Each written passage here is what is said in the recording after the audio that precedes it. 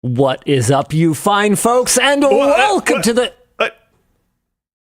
That's never happened before. I swear that's never happened before. It's the first time. First time. Look, I'm almost 40. We got a great show for you guys today. Apple's event was actually maybe kind of exciting. It could just be that my excitement about the new AirPods Pro 3s is bleeding over into all the other products. That might be true, but they look really cool. Maybe the rest of them are crap, but the AirPods Pro 3s look pretty freaking awesome. Yeah. In other news this week, the real self-driving was the friends we made along the way. Tesla has changed the definition of full self-driving, completely abandoning their promise of unsupervised autonomous driving. We'll be talking about that later. What else we got this week? Nintendo gets another video game patent, and the whole internet loved that. No, they didn't. Also, for the people that said that the AI summary things were definitely not doing anything to search. Oh, Google has now admitted that the open web is in rapid decline. Yeah, rapid decline. Not just regular decline, the rapidest of declines. Cool. Nice. Awesome. Don't you love when our corporate overlords confirm what we knew all along? Yeah, yeah.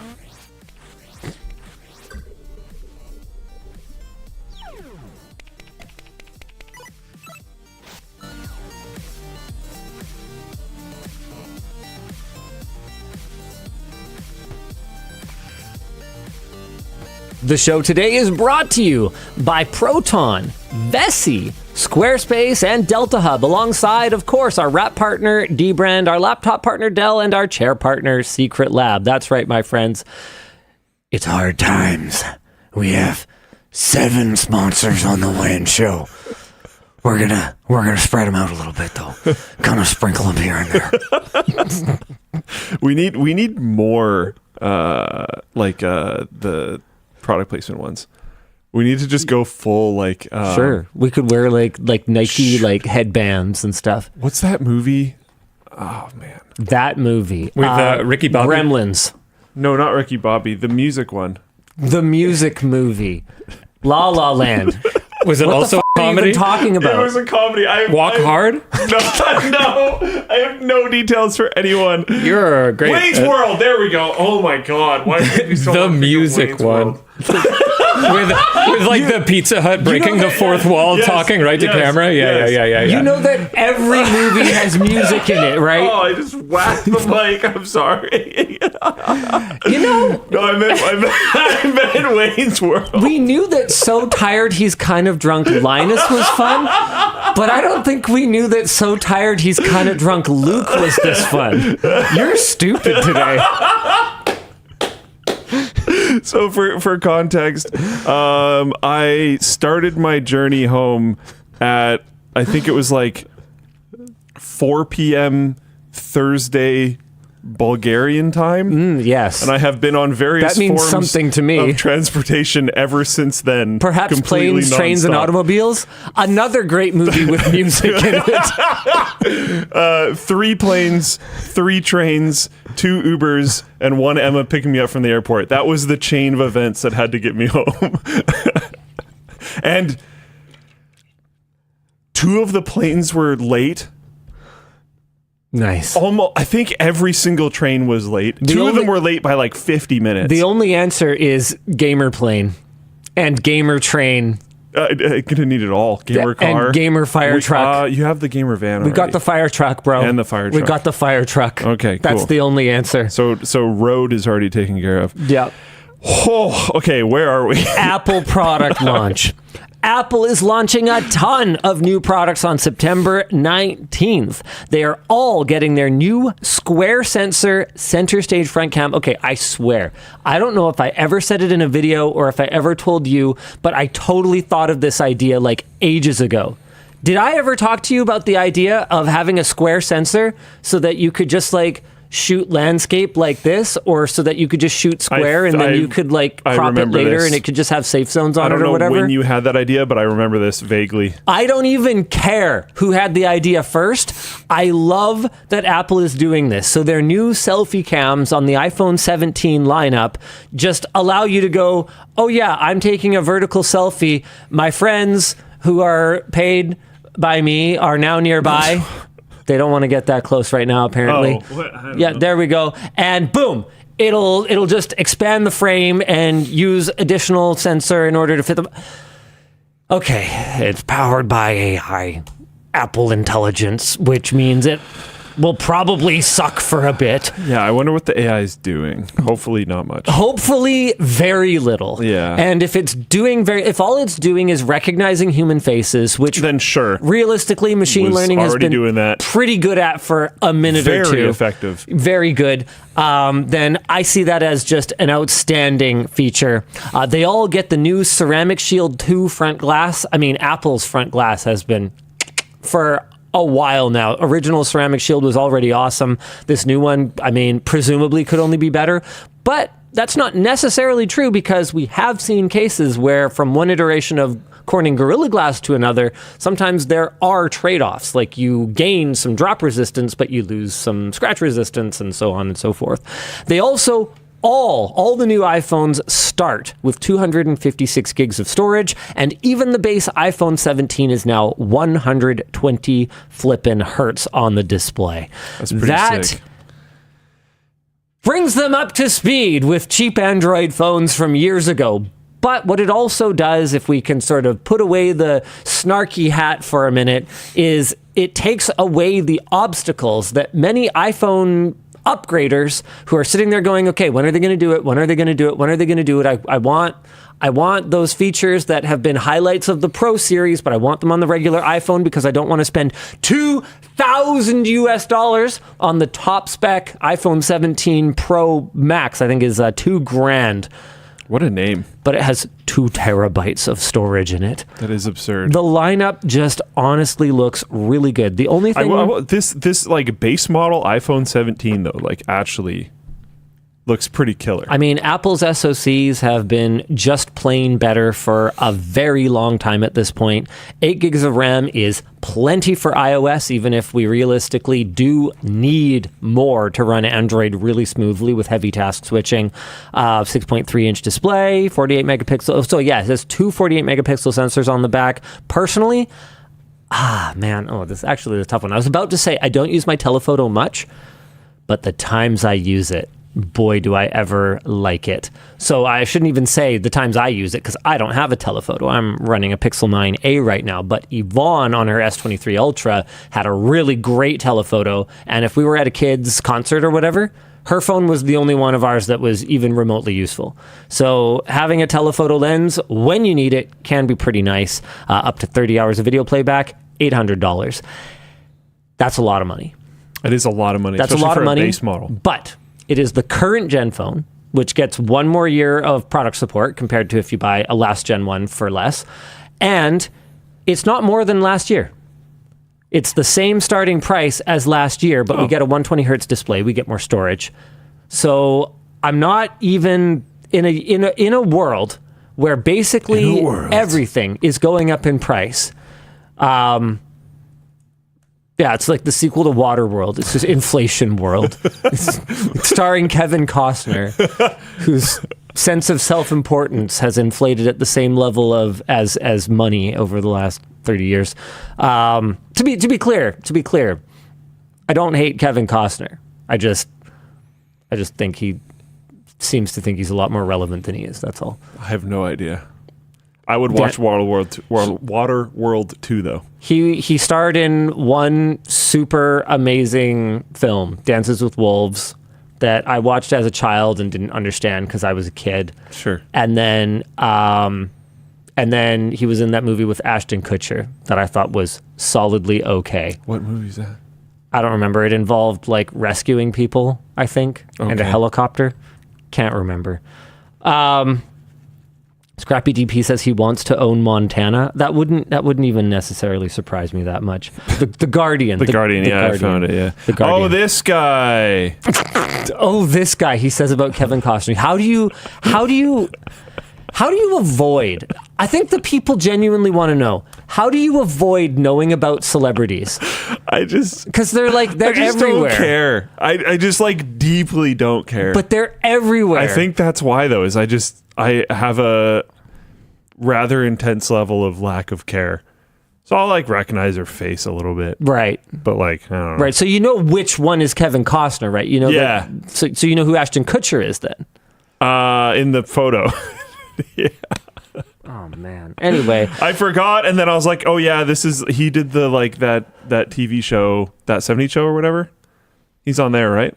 Yeah. Yeah. Right. Him and the rapist. The rapist. Oh yeah, you don't know about that? No. Yeah. See. Yeah, it was a whole thing. I don't follow. Yeah, don't worry about it. Yep. So. The most controversial new iPhone is, of course, the iPhone Air. It uses the A19 Pro processor, so it uses the same chip as the 17 Pro. It has 12 gigs of RAM, like the 17 Pro. It has a 6.5-inch display, which is kind of in between the 17 Pro and the 17 Pro Max. But it does give up some things. So it has a 48 megapixel single main camera rather than having multiple shooters. It has the new C1X modem, which we don't know if that's giving something up or gaining something. Yeah, we'll see. If I had to guess, I'd say that, and I could 100% be wrong about this. If I had to guess, I'd say the C1X is super efficient, but maybe compromises somewhere else where the full-size phones with their full-size batteries didn't need to. Yeah, I was going to say, if it was just raw better, I feel like they would put it on other ones, but I also feel like this is kind of like an experimental device to a certain degree. It is eSIM only and only boasts 27 hours of video playback rather than 30 for the iPhone 17, 33 for the 17 Pro, and a whopping 39 hours for the 17 Pro Max. There are some extra benefits, maybe. So this was something that is always fun to watch Apple do. You remember when they went unapologetically plastic, and then they were like, actually, fuck plastic, plastic's fucking stupid, like immediately after that, and just pretended that never happened? Oh, yeah. Yeah, you remember that. Okay. So do you remember how on their Pro models, Apple leaned super hard into titanium? iPhone's titanium. You know, like they're titanium. Yeah. Okay. So that happened. And then the new iPhone 17 Pro and Pro Max came out. It's a song. Okay. What song is that? It's called Titanium. That makes sense, to be honest. David Guetta or whatever it is. See, I don't know. Okay, but let's back up again. You see images and read words, right? Oh, right.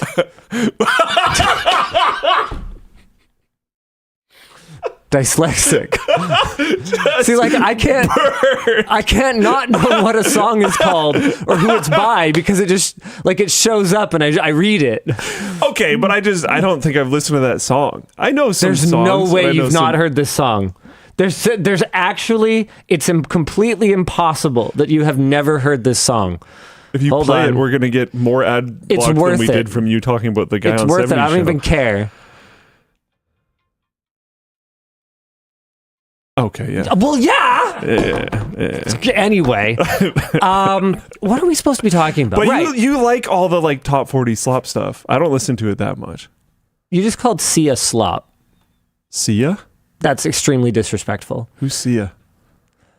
It doesn't matter. She was the, song whatever on My Little Pony, and she's great. Okay. I don't remember her character name, but she's on My Little Pony. Anyway. So the point, chat, that you guys are rough. Someone's like, I loved Sia, loved her music. Someone's like, she's still alive. Guys, okay, you know what? It's fine.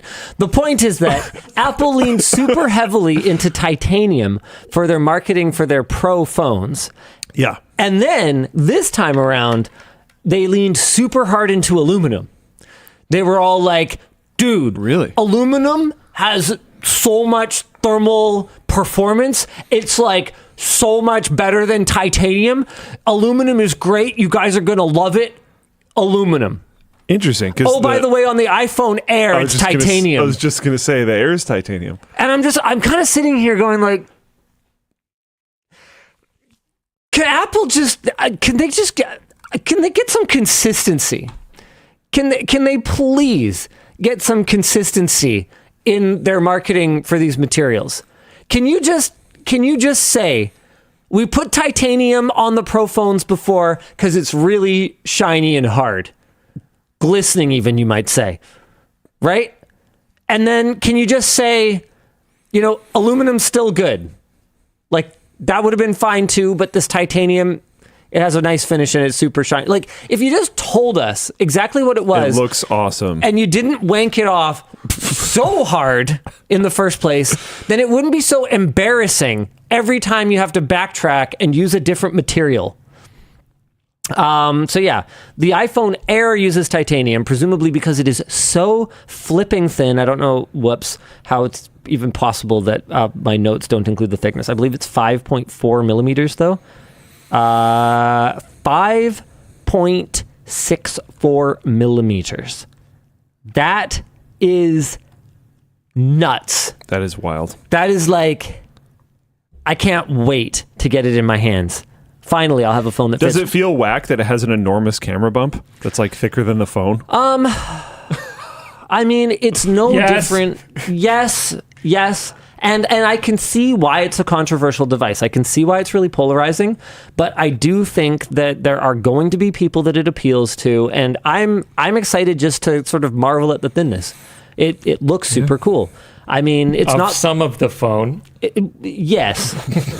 Yes, that's Why don't fair. they just make like half of it 2 mils thick and go like world's thinnest phone, and then most of it is just that big? Why don't you just join the podcast if you're going to talk all the time? Shut up. Technically, that's not what I said. Technically, I invited him to join the podcast. Let the record show. You did so aggressively, though. It wasn't very inviting. That's just how I talk to you people. You invited someone. It's true. Look, I really like being friends with you. I do believe that. It's something I value.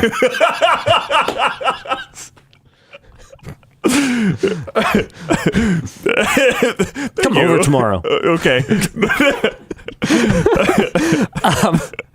So where were we? Okay, I'm excited to check it out.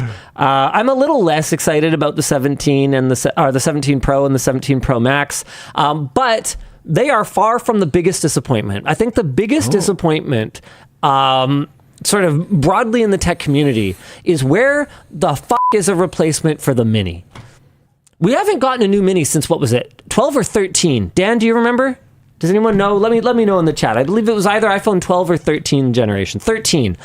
So it's been 4 freaking years. People who are still rocking Minis, people like liked it too. Andrew in the camera department loves his Mini, and he's just like, yep, it's getting a little long in the tooth. Anytime now, Apple, give me a new Mini. And personally, even though that one is sort of more broadly upsetting to people, I'm actually bummed that the iPhone 17 Plus isn't a thing.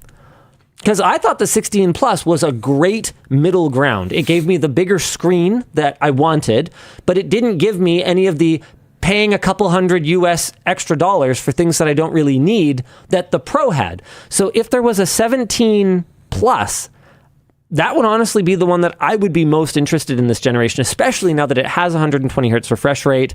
And yeah, that's probably the only thing that I was really missing out on with the 16 Plus when I did my daily driver challenge. So we're actually going to mix up the daily driver challenge this time around.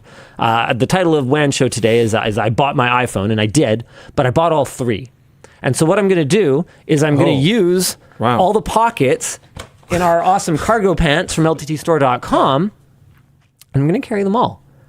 And I'm going to see which one I gravitate toward. Can you So we'll do all the unboxings on short circuit, and then basically I'm going to see which one do I actually enjoy using the most. Interesting. Yeah, because I literally don't know. I don't know if the Air is going to entice me. Could you dupe your SIM? Okay, so the Air is eSIM only. That's interesting. So that is interesting. Theoretically, I believe yes, but generally speaking, I use my cellular connection almost not at all. So, and what I've been doing over the last little while, actually, because just hotspot like crazy. I've had more issues with GrapheneOS. Okay, that doesn't mean that you shouldn't use it. Okay, it just means that I think I'm done with it. I might be kind of screwed anyways. I've been trying to diagnose it over the last couple of days. I might be able to just repair it. I don't know, but the USB port on my phone might be like super dying. Bummer. Yeah. I mean, do you need it? Wireless charging? Oh. Like, I don't know. Cloud Sync? I have literally 0 of those. I mean, could get some. There's this thing. I could join the money. new age. It can be exchanged for goods and services. Like I'd prefer to not. Yeah, I know. I know. Oh my God. Do you know how many people think that you are like destitutely poor? Oh, I'm good because of like the way I'm doing fine. I know. I know. They don't. Anywho, I don't mind plugging something in. I don't know. This doesn't feel like a. Me neither. I actually plug in everything. Yeah, too. like I don't know. Yeah. I do find some of the like what is the name of it on Android? Because MagSafe for iPhone, right? Yeah, I don't know. It's whatever called the magnetic one is. MagSafe ripoff. For sure. Pixel Snap, I think that Google is calls kind it. of neat in G2. some applications. Yeah, it is. I could see that, but yeah, it's great for the car. Yes, but almost nowhere that I would actually have my phone. Yeah. So like I haven't really cared. Because Yeah. when I'm going to sleep, I can plug my phone in. It's really look, not a big deal. Honestly, I'm the same. Like Apple, like so many of the sort of the Apple user reasons why I should accept nothing less than an iPhone, they don't resonate with me, and MagSafe is definitely one of them. I have Android Auto and CarPlay in my car, so I just put my phone down or I just leave it in my pocket. It's wireless in both of our main family vehicles now, so I don't need to charge my car. Man, battery life on the Pixel 9a and on the latest iPhones is like so good. I'm at 75%. Pixel, yeah. The 9a specifically has just flipping outstanding battery life. I've heard great things about the 9a specifically from like a ton of people. Well, it is not a perfect phone. No. But the battery life is great. It's outstanding. That's Best I've ever seen on an Android. Okay, what are your downsides? Because I care about very little outside of battery life these days. It's just kind of a butthead sometimes. It's just kind of like dumb sometimes. Like I'll go is to that do. just a I'll go. Okay, Pixel there. problem? I held down for voice, and it's like, oops, something went wrong. And it's like, why? Why do you just randomly do that a lot of the time? Just like it's just not perfect. That's all. And whenever I'm recommending, sounds like it might just be pixel issues. Well, it might be. It might also be that I'm using SwiftKey, and no one at any point ever tried SwiftKey on a Pixel and noticed, oh, hey, this doesn't work. We should probably work with our partner, Microsoft and or Google, to address it. Like, whatever. So it's not perfect. I do get some buggy behavior, so make of that what you will. But the battery life is great. Back to GrapheneOS for a second. Oh no. It's really cool, and my God, is it ever snappy. Like, it's so responsive. Battery life, also outstanding. Like, this is the one I've got my SIM in right now, and it's at 99% today. And I have used it today, but very little. But I have used it, and it's like, it just at idle, it like sips power. It's everything that a Pixel already was, but like it's more secure, and it's kind of snappier and more responsive. It's just that when you go to do something new that you haven't done before, like say for example, same thing. If I wanted to use voice dictation in order to do something, I might have to hold this button where it will say voice typing. To use voice input, you must download and install Google Voice Search. Download. It takes me to Google by Google LLC, and it's installed. So I click. I don't know. I go back, and then I don't know. I try again, and then it download. And then, oh, no, not that. Okay, hold on. Wait, there's a thing in between. Oh, I'll try the download there. No, wait, that just brings me back here. And I could solve this. I'm sure I could solve this. I mean, I have a GrapheneOS team member in my Discord that I can. Like a Linuxism. I probably will ask how to solve this, but it takes a special sort of person to feel like fucking solving something like that instead of just using their phone. And you know what? Sometimes I'm that kind of person. But for my phone, I don't think I am, at least not anymore, at least not right now. And for me, where my privacy is quite compromised already, which isn't to say that this is the right answer for you. Yeah. I'm not sure if I'm not sure if it's worth the work for you specifically. Feel like it right now. Because remember, too, the issue is that I switch phones all the time. I can't have like it be a hassle every time I go to do something on. For hardware reviewer Linus, it might not be. Like I've got at least, I still haven't done the Fold 7 because I've been putting it off because I've been kind of forcing myself to wade through this sort of GrapheneOS thing. And I think this is it. What? I think this is it. You think what's it? This is it. This. Oh, is this your iPhone sets or what? Sorry, what are you doing? Oh, you're popping your SIM out. Yep. I've had the SIM. I've had the SIM in the GrapheneOS phone. I think this is it. And to be clear, like, we'll give it a fair shake. Jordan's going to be working on the video with me, so it'll be partly like and my just notes. because, like he already said, I'm just going to reiterate here. Just because it might not be for Linus, it has nothing to do with it being for you or not. Yep. He is a very unique user of phones. It is extremely probable that his style is not yours. And there are things that I enjoyed about it a lot.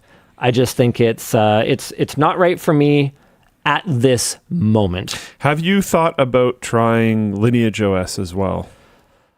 Because I was thinking it could be interesting to look at your like Note 9 with LineageOS or something. I wouldn't mind it. I wouldn't mind giving it a shot. I think that for me, the well-maintained with tens of millions install base Androids already have a lot of problems with interoperability. And the issue with Android... Is it dead nowadays? What? The issue with Android generally is not the everyday stuff. It's the edge cases.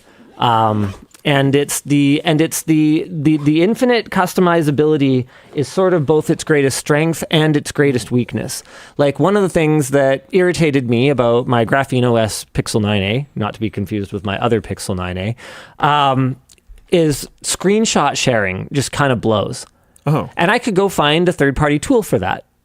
But like as it is right now, right? What's like, your flow for screenshot sharing? When I grab a screenshot, okay, so I go to share. And then, I go to edit. I'm just a boomer. And then so now I can crop, right? So I'm in the interface where I can like crop and do stuff.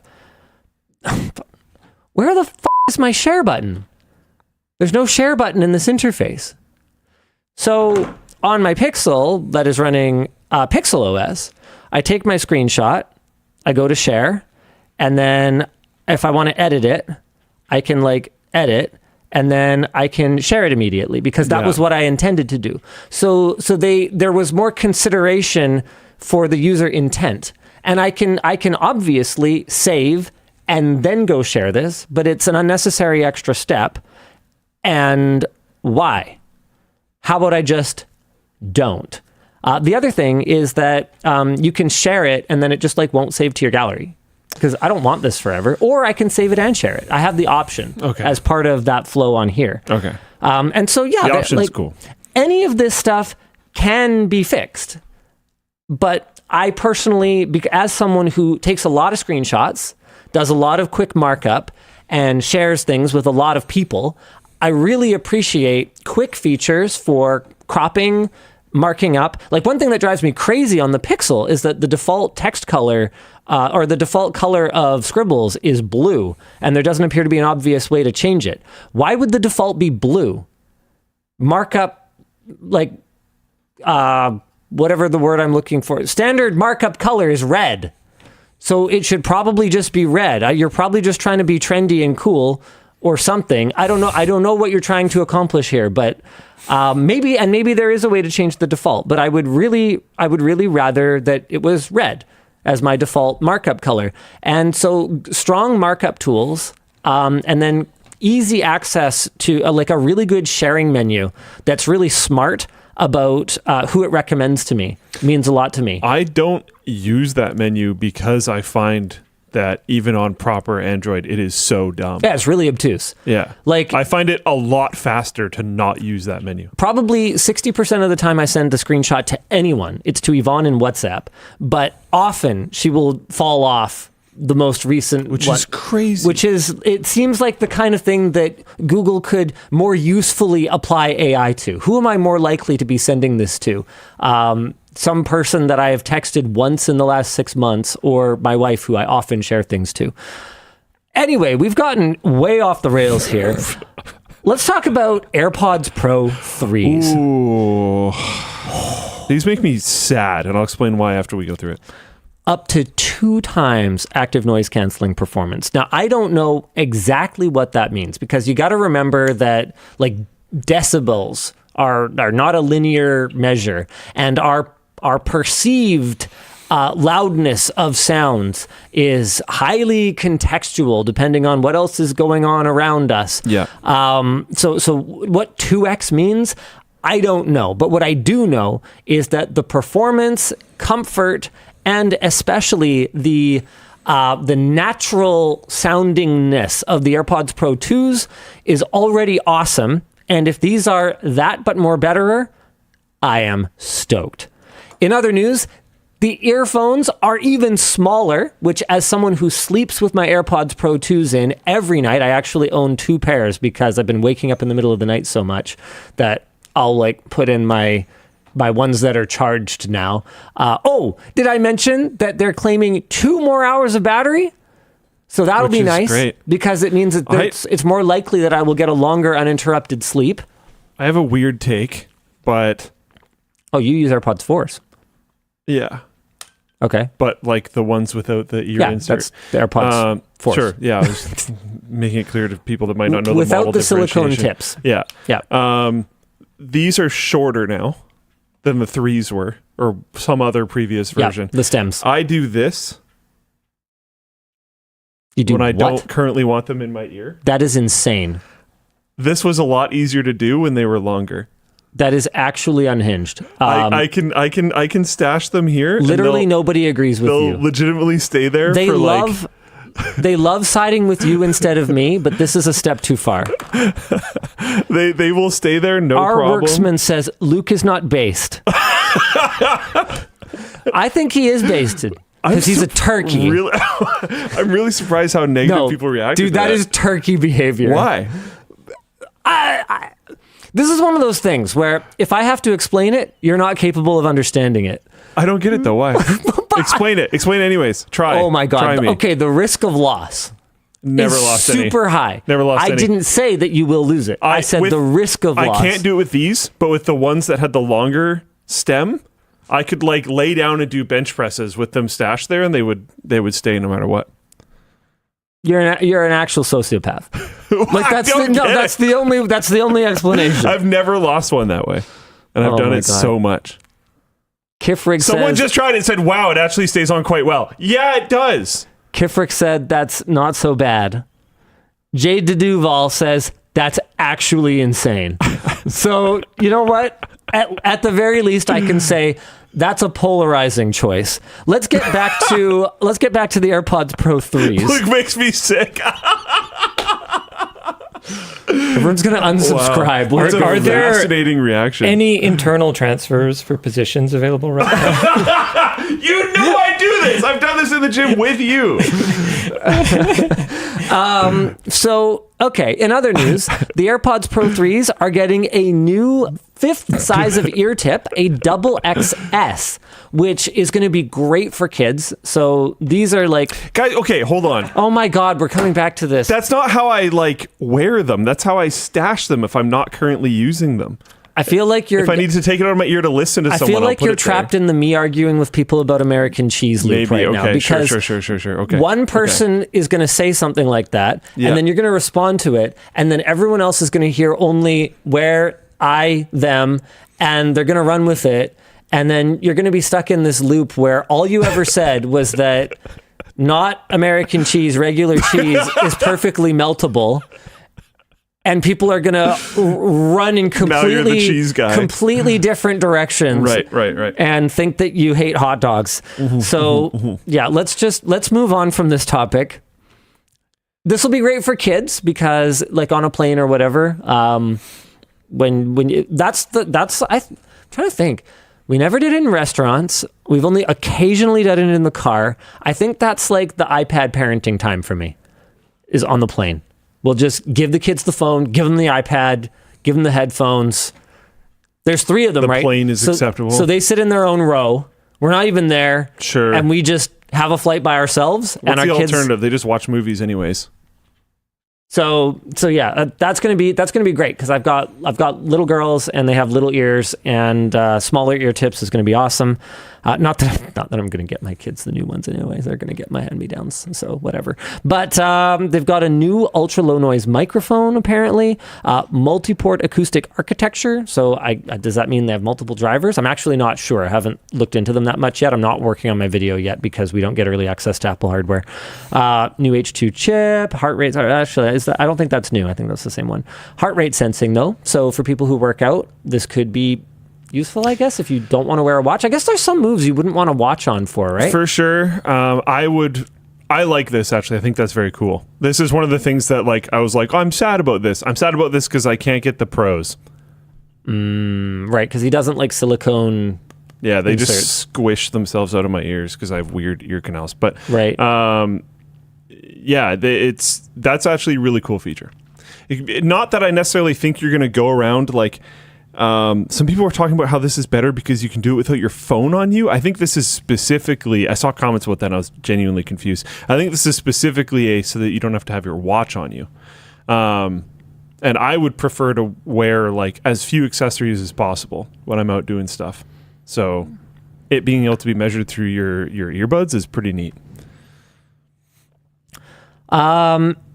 Most importantly, they are IP57 now, so they're like super sweat-proof and water-resistant and are the same price.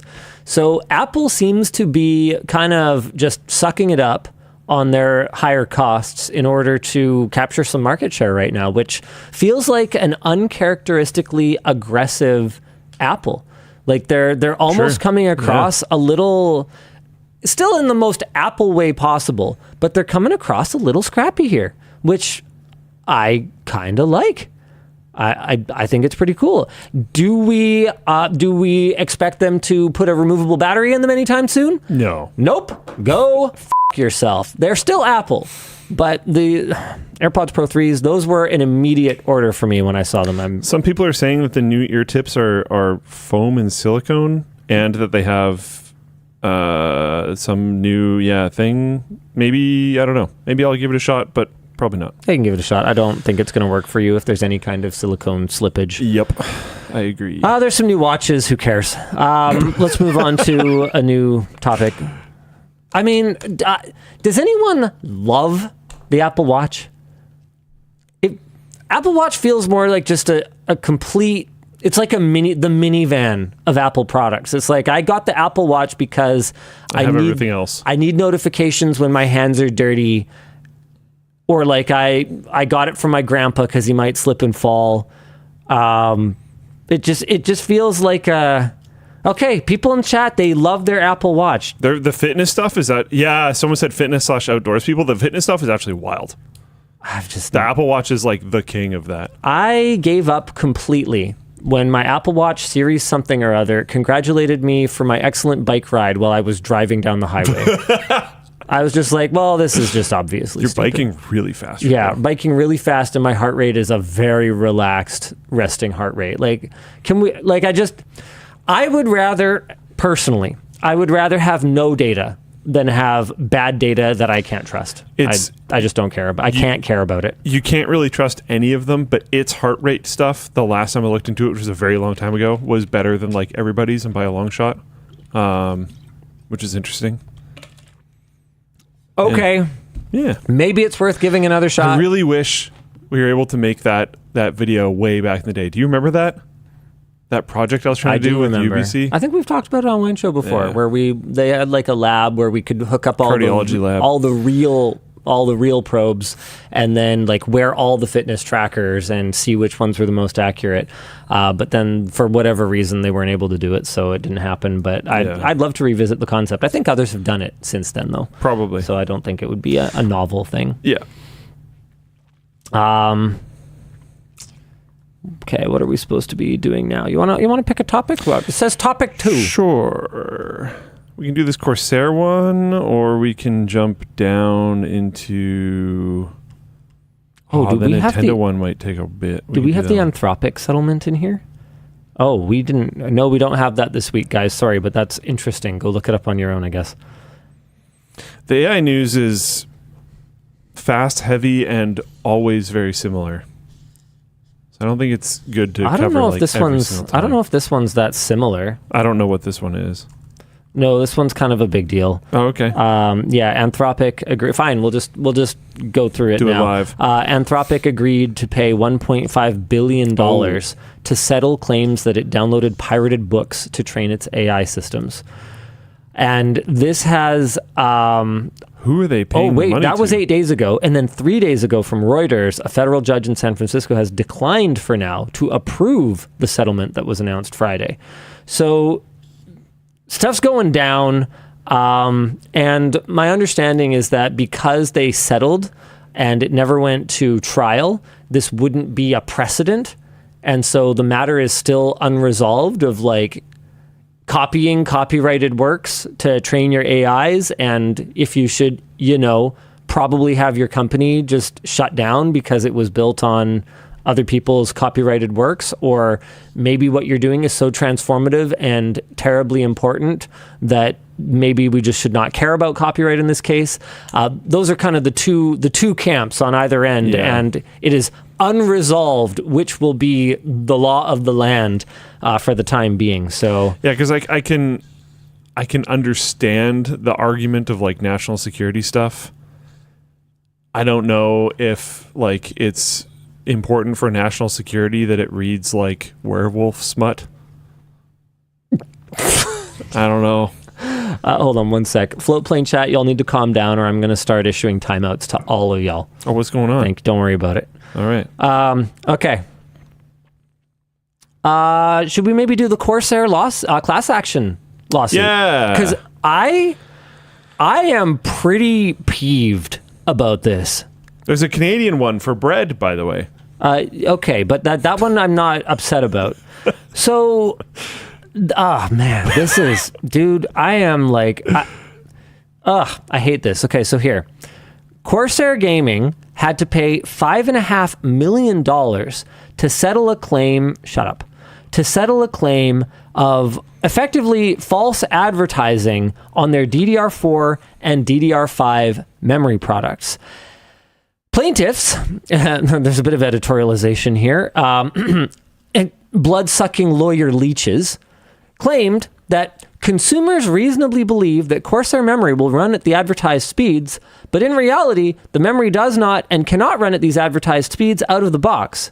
Trying to get Corsair memory to run at the advertised speed requires altering your computer's firmware to attempt to make the memory run at higher than standard speeds. This is known as overclocking, and overclocking often does not work. There is a substantial risk that attempts to overclock will fail. All of which is technically true, but in this case, I don't actually think it's the best kind of true. Also from the complaint, plaintiff and class members were injured as a direct and proximate result of Corsair's conduct because A, they would not have purchased Corsair high-speed memory if they had known that Corsair would breach its warranty, and B, they overpaid for high-speed memory products because they are sold at a price premium due to Corsair's false warranty. And in this case, warranty doesn't mean that they fix it if it's broken. They mean they warrant that it will operate the way that it says on the box. The complaint states numerous times that consumers expect those speeds out of the box. But this appears to me, even though this is a settlement and therefore not like an established precedent, this seems to me to open up an entire can of worms and make it pretty difficult to advertise a lot of things that require some technical know-how in order to get the sort of the advertised result. Like, am I missing something here? Like, do you guys think I'm off base here? Because basically every memory manufacturer is now at risk of either not being able to advertise what the sort of the overclocked capable, because the RAM itself is capable of the speeds. That much is certain. And from my point of view, they label XMP or DOCP or Expo profiles or whatever else pretty clearly. I also think that it's really weird to go after like Corsair for this. Very specifically when it's everybody. If you're buying Corsair though, I would think at the very least you read an article once. I mean, maybe this is one of those things where I'm often lecturing the audience about don't assume sort of the knowledge of even people who participate in this hobby, but like, good Lord. Avon Fox said in industrial automation, things are sold with actual and theoretical capability ratings. That's kind of neat. Or showing like a default and a potential. Yeah, I mean, but I don't. Guess. I kind of agree with you that I don't think this should have been targeted at Corsair specifically. But like, okay, so if Asus has a 165 hertz, let's go bleeding edge. If Asus has a 480 hertz monitor, how much do they have to disclaim? That's tricky, yeah. How much do they have to disclaim? That you're going to need a GPU and a cable that will actually be able to run it. That like. You're putting together like a computer piecemeal. Red Bull doesn't actually give you wings thing. I think there's a bit of an expectation that if you are buying a constituent component of something, that you are doing so with some expectation that you will acquire the knowledge to install and operate it. I'm sorry, man. I don't like this. At this level, with the explanation that I have heard so far, I don't like it either. I wouldn't mind if there was maybe some minor changes to packaging. Like, it's a bit of a meme, like going to your friend's house and freaking out that his monitor is still at 60 hertz is like a thing.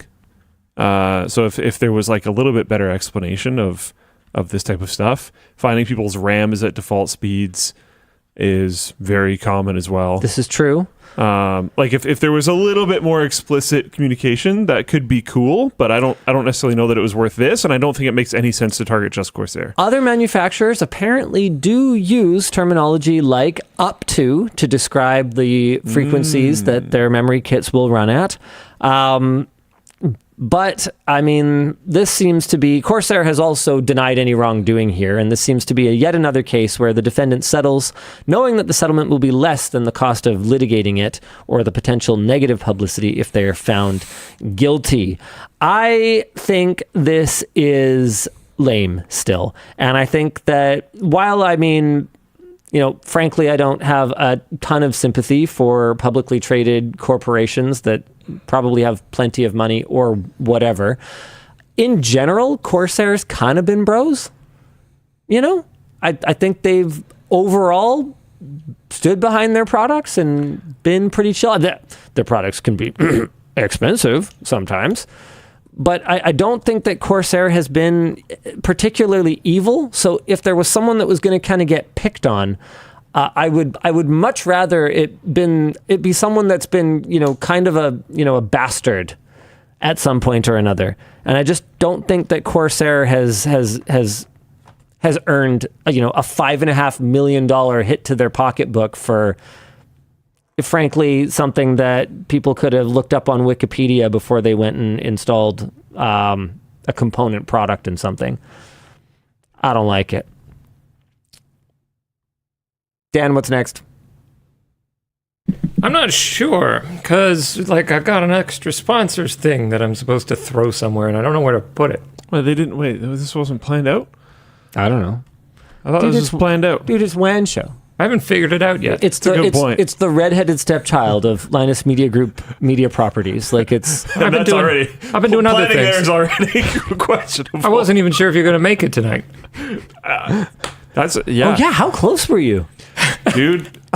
Did you just walk onto set before I got here? Or 10 minutes, yeah. Oh, yeah. Oh, wow. Also, there was... The street could have been broken today? I should maybe tell this story right now. Dude, you could have been on a plane. No, you're going to tell it after we do one of the sponsors, I guess. Sponsors. Okay, the show's brought to you by Proton Mail. Less sponsors than planes. They can't help you if you accidentally sent your beloved cat pictures to a client once the email is opened, but they do have a ton of privacy and security features. We're talking tracker blocking, password protection, link click confirmation, advanced phishing protection, and more.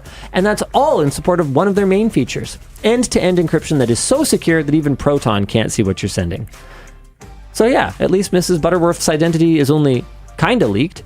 Is that a bunny cat? Oh, I thought it was an AI thing. I didn't look that closely at it. I was like, good lord, science has gone too far. Anyway, Proton Mail is part of Proton's larger suite of products, all focused on privacy and keeping your data visible only where you want it to be. So take the steps to lock down your emails by clicking our link in the video description to try Proton Mail for free or to get 38% off their paid plans. The show is also brought to you by Vessi. Summer's coming to an end, and while it's no longer always bright and sunny outside, your day-to-day doesn't have to turn to doom and gloom when the weather gets bad, thanks to your shoes. Whether you're going out for a quick errand or taking a day trip to get away from it for a bit, Vessi has got you with their dry sock guarantee. The secret sauce? A patented material called Dymatex that consists of 4 layers designed to transfer heat and sweat away from your feet while preventing water from seeping in. Their weekend sneakers are one of their most popular pairs and sport a classic everyday design. They're easy to slip on and off and have a thicker cushioning midsole for more comfort and support. Backed by a 1-year warranty with 30 days of return and exchanges and free shipping on orders over $110, why not try them out? You can even save 15% by heading to vessi.com/LTT or by clicking our link in the video description. There you go. There, Dan. It's done now. Yay! You can relax. Well, don't relax. We got a whole show to do for a while. Oh. Okay. I don't think we should do the CW announcements right after we did a sponsor spot. Well, we really need to give some thought to this. Luke has to talk about his thing. Luke has to talk about his thing. Oh, well, then why'd you put the sign there? You should put a sign that says Luke talk about his thing. I don't have any more card paper. Okay. We don't have the budget for that. You guys make me sound like such a cheap Honestly, though. I'm glad he said it. I mean, no, you're not. We love you. You're so reasonable. When was the last time I turned down a purchase request? Name it. I don't think you Maybe I was lying to cover my laziness. I literally buy fire trucks for the memes. Oh, hold on. Never mind. I take it all back. I have a giant stack right here. Sorry, we lost the budget to have a producer cam right now. Okay. Do I talk about the trip? Sure. Did you fall? Yeah. No. Actually, never. And I climbed a mountain. So hell nice. Yeah. Nice. Yeah. No. I was in Sofia, Bulgaria. Right. Oh, that's the kind of mountain you were climbing. Oh. Nah, he wasn't. He's loyal. Yeah. Or That's not. not You a know thing. what? Whatever happens with full consent from all parties, I don't judge. That would still be It's loyal. a ding. You sure? But Yeah, loyal and faithful, I guess, are not quite the same thing. Correct.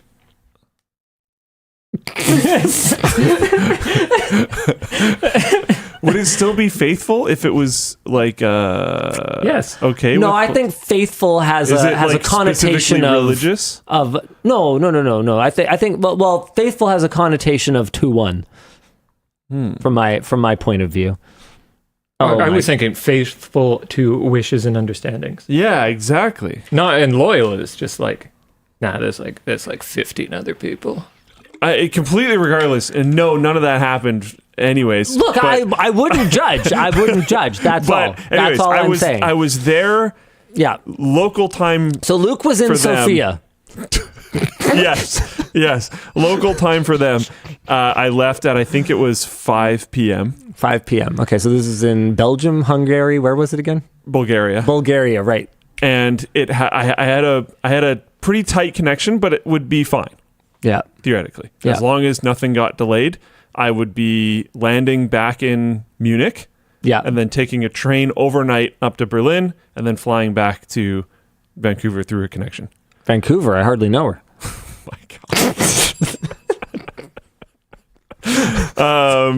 It was not Wizz Air, it was Lufthansa. Yeah. Anyways, to fly, because of course it needed to be a fairly tight connection to the train. The flight got delayed because of course it did. Of course it did. It was only delayed by 25 minutes.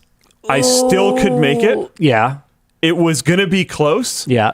And it was. Those can be the worst ones sometimes, though, because then they don't proactively reschedule you. Oh no, the plane and the train were booked separately, so Nice. they didn't care at all. Nice.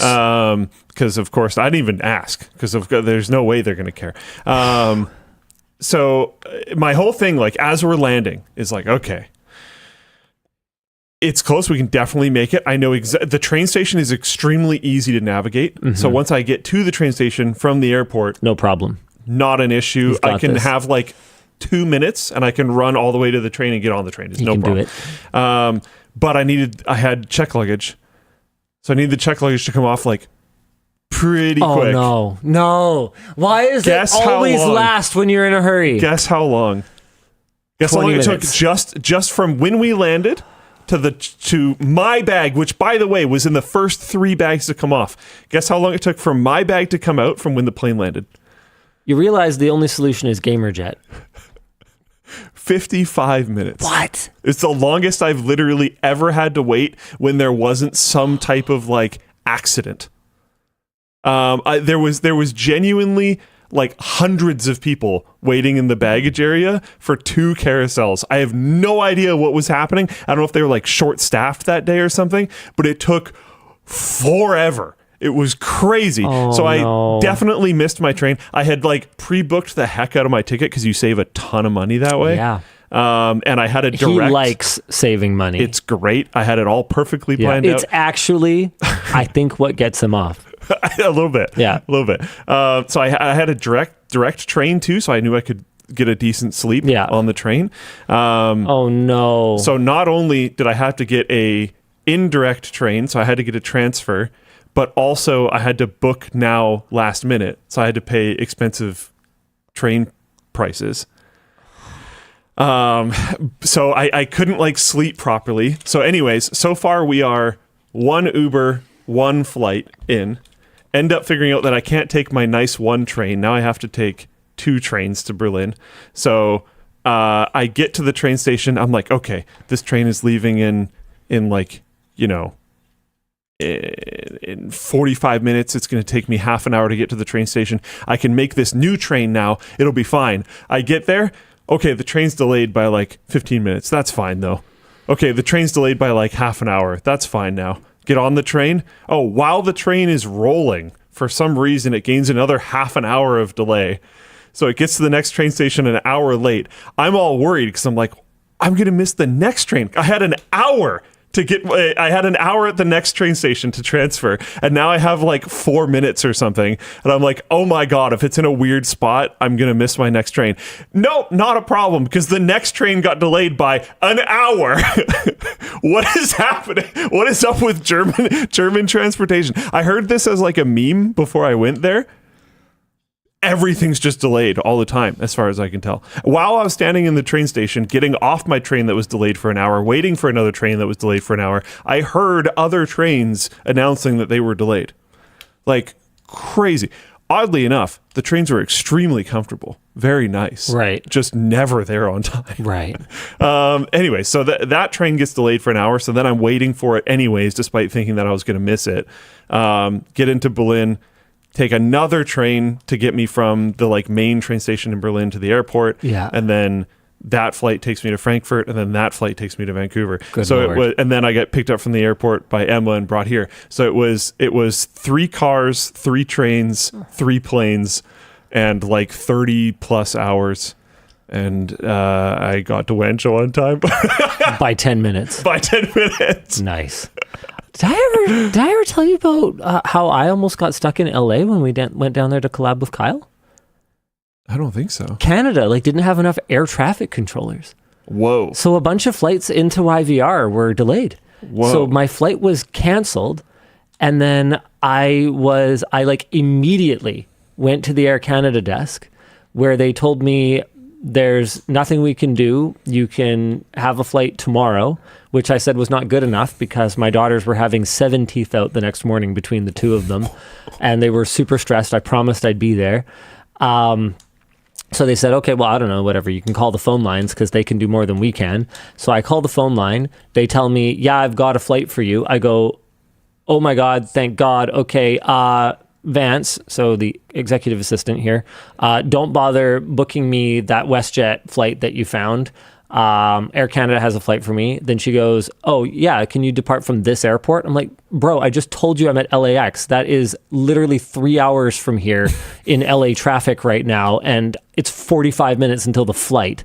How could you possibly think that I could make it? Okay, Vance, book it. Vance goes, oh yeah, by the way, it went up like $400 because everyone is rebooking. It's like going up by the minute. I'm like, oh my God, book it. And so he books it. I spend $1,200 on a plane ticket from LA to Vancouver. And then the Air Canada rep goes, actually, I've got one for you.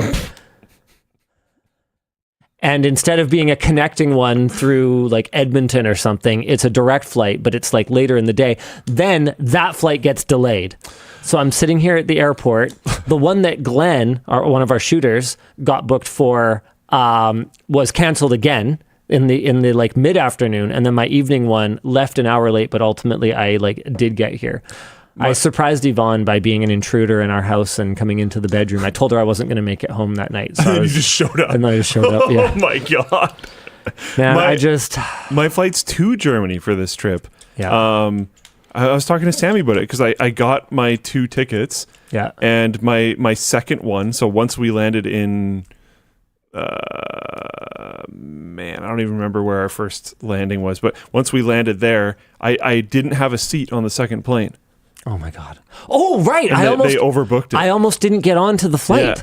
So because she sent me my booking confirmation by email, so I thought I had a ticket. So when I got to the counter, I didn't tell the best part of the story. When I got to the counter, I didn't have a seat. Yeah. Because I never checked in. Yeah. Because I was already there at the airport, and I thought that my booking confirmation was a ticket. I didn't understand the difference. I'd never done that before. And so I like showed them my booking confirmation. It had a barcode on it and everything. I don't know that I would have thought differently. They let me through security with it. Yeah, even though I would have thought differently. didn't have a ticket. So there was one more middle seat. And they were able to put me in it. The first lady at the counter get on the plane. I'd been at the airport for like 9.5 hours or 10 hours by this point. The first one was like, well, you don't have a ticket. And I was like, what do you mean I don't have a ticket? I'm standing here at the gate, aren't I? How did I get here? Yeah. But then I realized, no, they never actually scanned my ticket. They scanned my passport and they looked at what I had, but they never actually scanned my ticket. So I was never checked in. That's wild. And then the second one was like, move, and like checked for me and was like, okay, no, I got one. Here's your ticket. And I was like, thank you. This actually means the world. Pretty great. Dude, I actually kind of hate traveling. Yeah. Like that was so stressful. I like traveling. I actually really do. I don't like, I really, really hated rebooking those train tickets. That pissed me off. Needing to pay last minute prices. WestJet wouldn't refund it. Yeah, they have a 0 exceptions within 24 hours. I think it is no refunds. Even if you just booked it 5 minutes ago, they're like no. Yeah, and I was like, bro, if you unbook it now, you could literally just sell it to someone else who also desperately needs to get home. They'll do that anyways. they'll just overbook their plane. Yeah, the thing that saved me getting to Berlin was $1,200. was that I checked in so early. And for some reason, they just didn't assign me a seat, but I had checked in really early. So that when it came down to like the seat lottery thing, I just automatically won. Because I had checked in first by like a lot. Did I ever tell you how I almost missed my play when I went to Edinburgh? No. When I went to see Joseph. Yeah.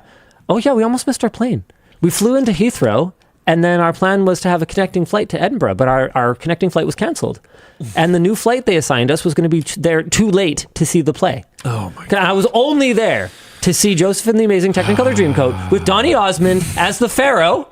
And if I wasn't going to see that play, then why was I even there? So we are standing there in the airport, like, can you rebook us? And I'm like, no, we got nothing. I'm like, okay.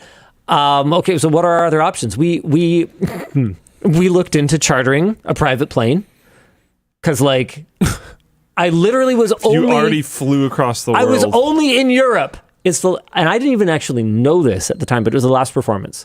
So it was like... I thought you did know that. I didn't know that before we sat down and they said this is the last performance. Oh, so I wouldn't have even... I could have even like not known, thinking I could go a day later. Anyway, we actually... So turns out chartering is really expensive, in case you were wondering. It's very expensive. So, I remember from that one Scrapyard Wars. So we found a train. Oh yeah, okay. And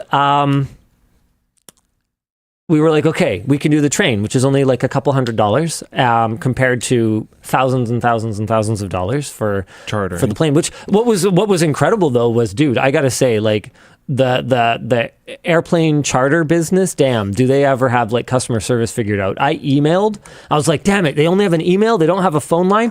They emailed me back in like 3 minutes. And they were like, here's our phone number, let's talk. And they were like, yeah, we can have you taken off within like the next 90 minutes or something like that. I was like, you just like found one that's nearby? And yeah, we got you. I was like, wow, that's crazy. Anyway. The train ended up running like 2 hours and 5 minutes late, which it turns out means you get your fare for free.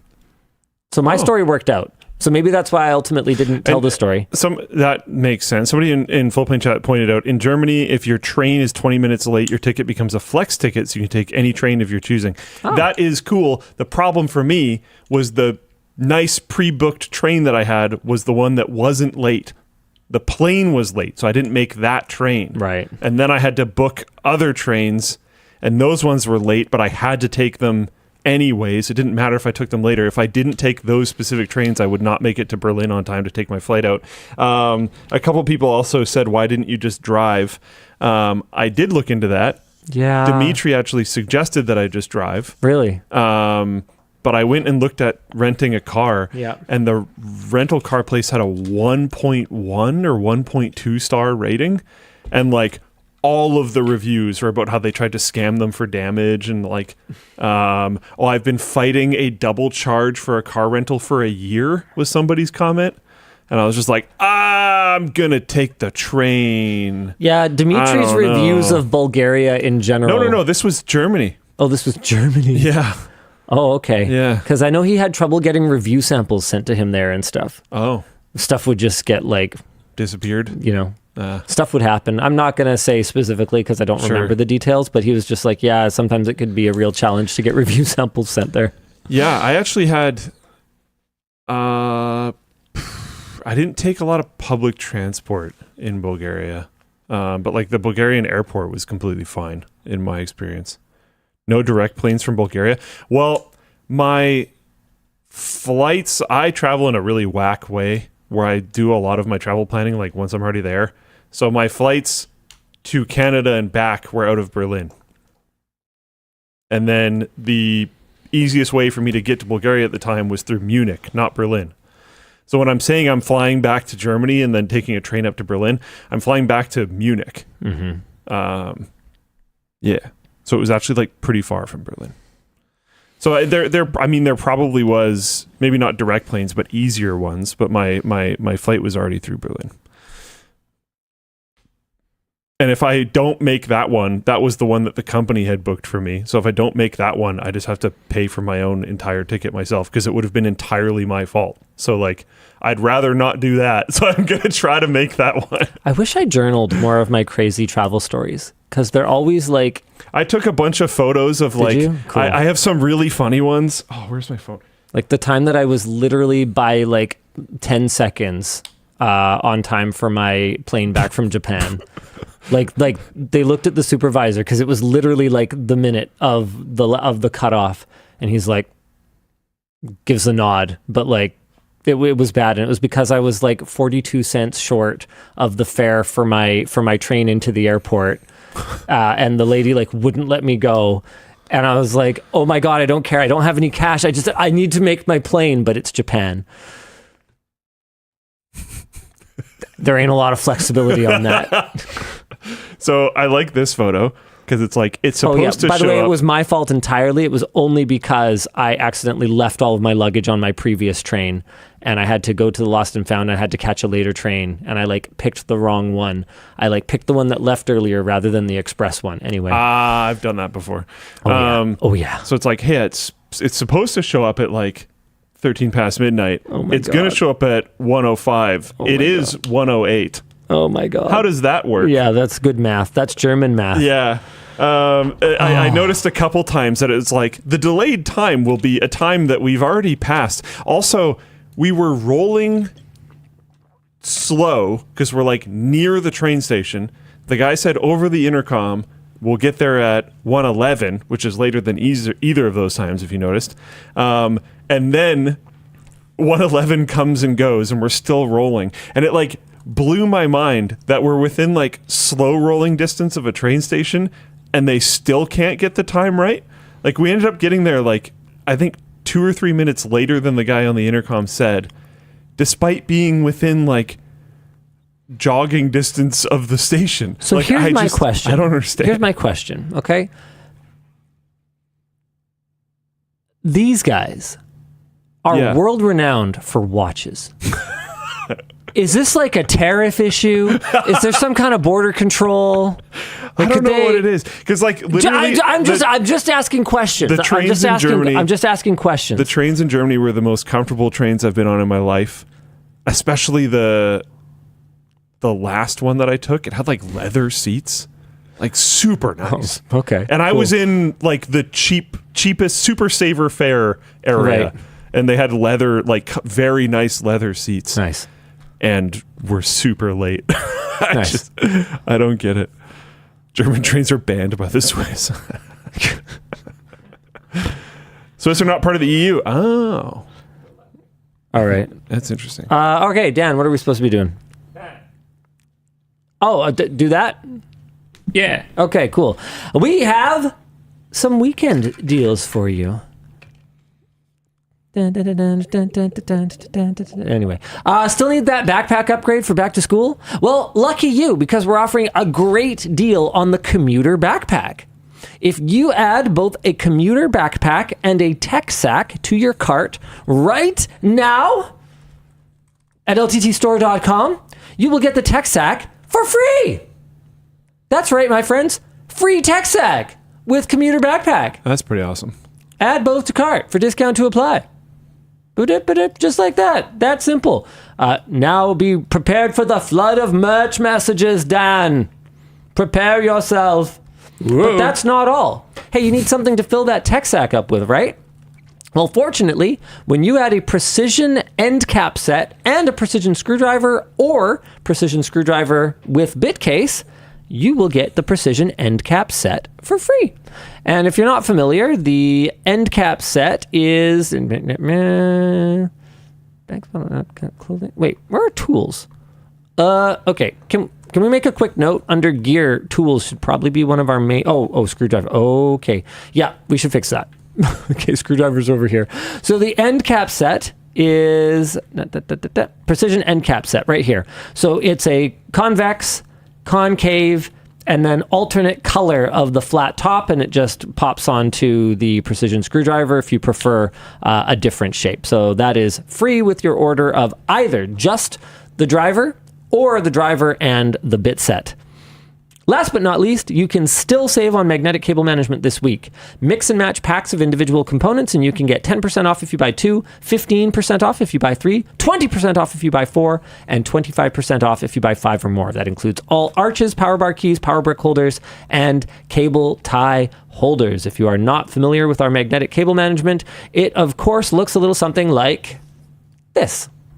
Magnetic arches, power bar holders. Those have the little key shape thing. These ones are super cool. These are the ones that came to me in a dream and inspired the whole lineup. So they go into the little keyhole thing and then they turn your power bar magnetic. It's freaking awesome. And here's Tynan talking about it. Cool. Shop everything at LTTStore.com. Also, we have a very important question to ask you guys. So just take a break from your shopping spree that you're on right now, because I need to know, out of these options, what is your favorite totally non-infringing transparent, not transparent screwdriver related color? Which of these colors is your favorite color? Concord purple, dude. I need to not. Everyone's saying that. So purple. well, they shouldn't say the purple. They should go to this poll and then they should vote on it. It's on YouTube. So Dan, if you want to drop them some links, there, people seem confused by the instructions. This is not voting. Right here, what you're looking at right now is not voting. This place. This is voting. The Floatplane people don't even know what that website is. You're spamming too much and can't see it. They don't know what that website is because it doesn't work properly in Firefox. Yeah. So what use would they have for it? You're just sending it. Oh my goodness. My links, they do nothing. It really is amazing that they can even find their credit cards to pay for Floatplane, isn't it? I love you guys, but their mom takes care of it. You can't follow instructions sometimes. Yeah.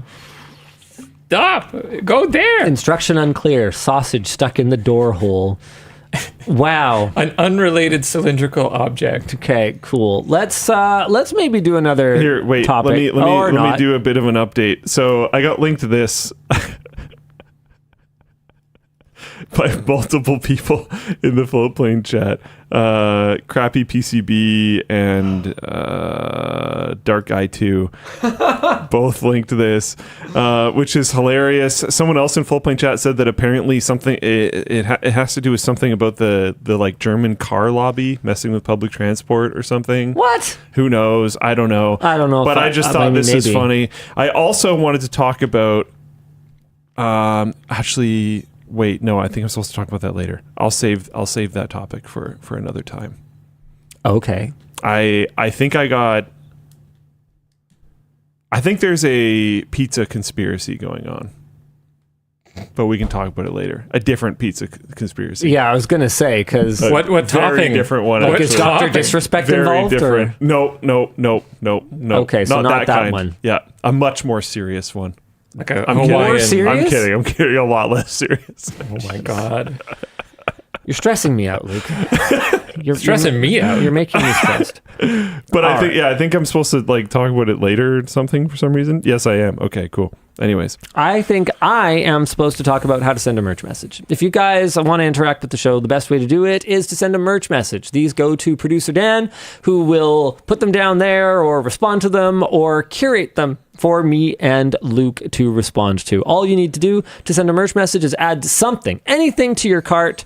Go ahead and fill out a merch message. Probably do it a little bit better than this. You can pick a color. That would be fine, though. You can do that. You can do that. It won't get curated for sure, but whatever. It'll show up on screen. Yeah, it will. So that's something.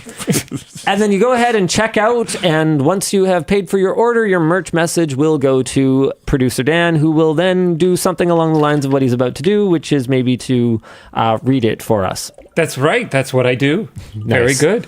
Hey, DLL question. He does for lots of Linus. Sometimes. Is there going to be a new winter jacket this year? Oh, hold on. I might have it in my car. What? So maybe really? Do another one for Luke. One second. Luke. Luke. I can do a topic if you need. Thursday. Okay, this might work for you as well. Sure. We can ask Linus about the second half when he returns. How do you feel about so many people having parasocial relationships with you and your subordinates? I know you more than you will ever know me. Also, have you ever owned a pet rat or a mischief? Or a mischief? Mischief, copy, paste, animal? What is that? Is that just like any rodent? I don't know. A mouse? Hamster. Hamster. Is that like a genus? No, I've never had any of those. I've had dogs and birds. I've not had and fish. I haven't had a super wide range of animals. I guess I've had a decent A amount of group fish. of rats is called a mischief. Wow. Haha, learning. Not a king, I guess. Thank you, Wikipedia. That's up, Luke. Jesus Christ. Did you bleep those? Yeah, I did. Okay. It doesn't bleep on my end. You can see the button. Man, what was the question even again? Have you ever owned a mischief? No, but wasn't there one before that? You are drunk. Linus, Yeah, a little how bit. do you feel about so many people having parasocial relationships that with was you it. Yeah, and yeah. your subordinates? I know you more than you will ever know me. Also, have you ever owned a pet rat, or, as we now know, a group of pet rats is called a mischief? Oh, it's this. I think it's weird that people think this is a new problem. That's my hot take. Oh, the parasocial relationships or the Yeah. pet rats? People only really talk about it now, but like people were hyper obsessed with like Princess Diana, the Beatles. Oh yeah. Like way hyper obsessed. I would think- argue more than people are now. I think the difference now is that the Constant people feed. that we have these parasocial relationships with seem so much more accessible and like real people than the old celebrities were. Well, they actually can't afford the amount of separation that the old celebrities had. Well, yeah. Like realistically, I'm not that hard to talk to. Like Yeah.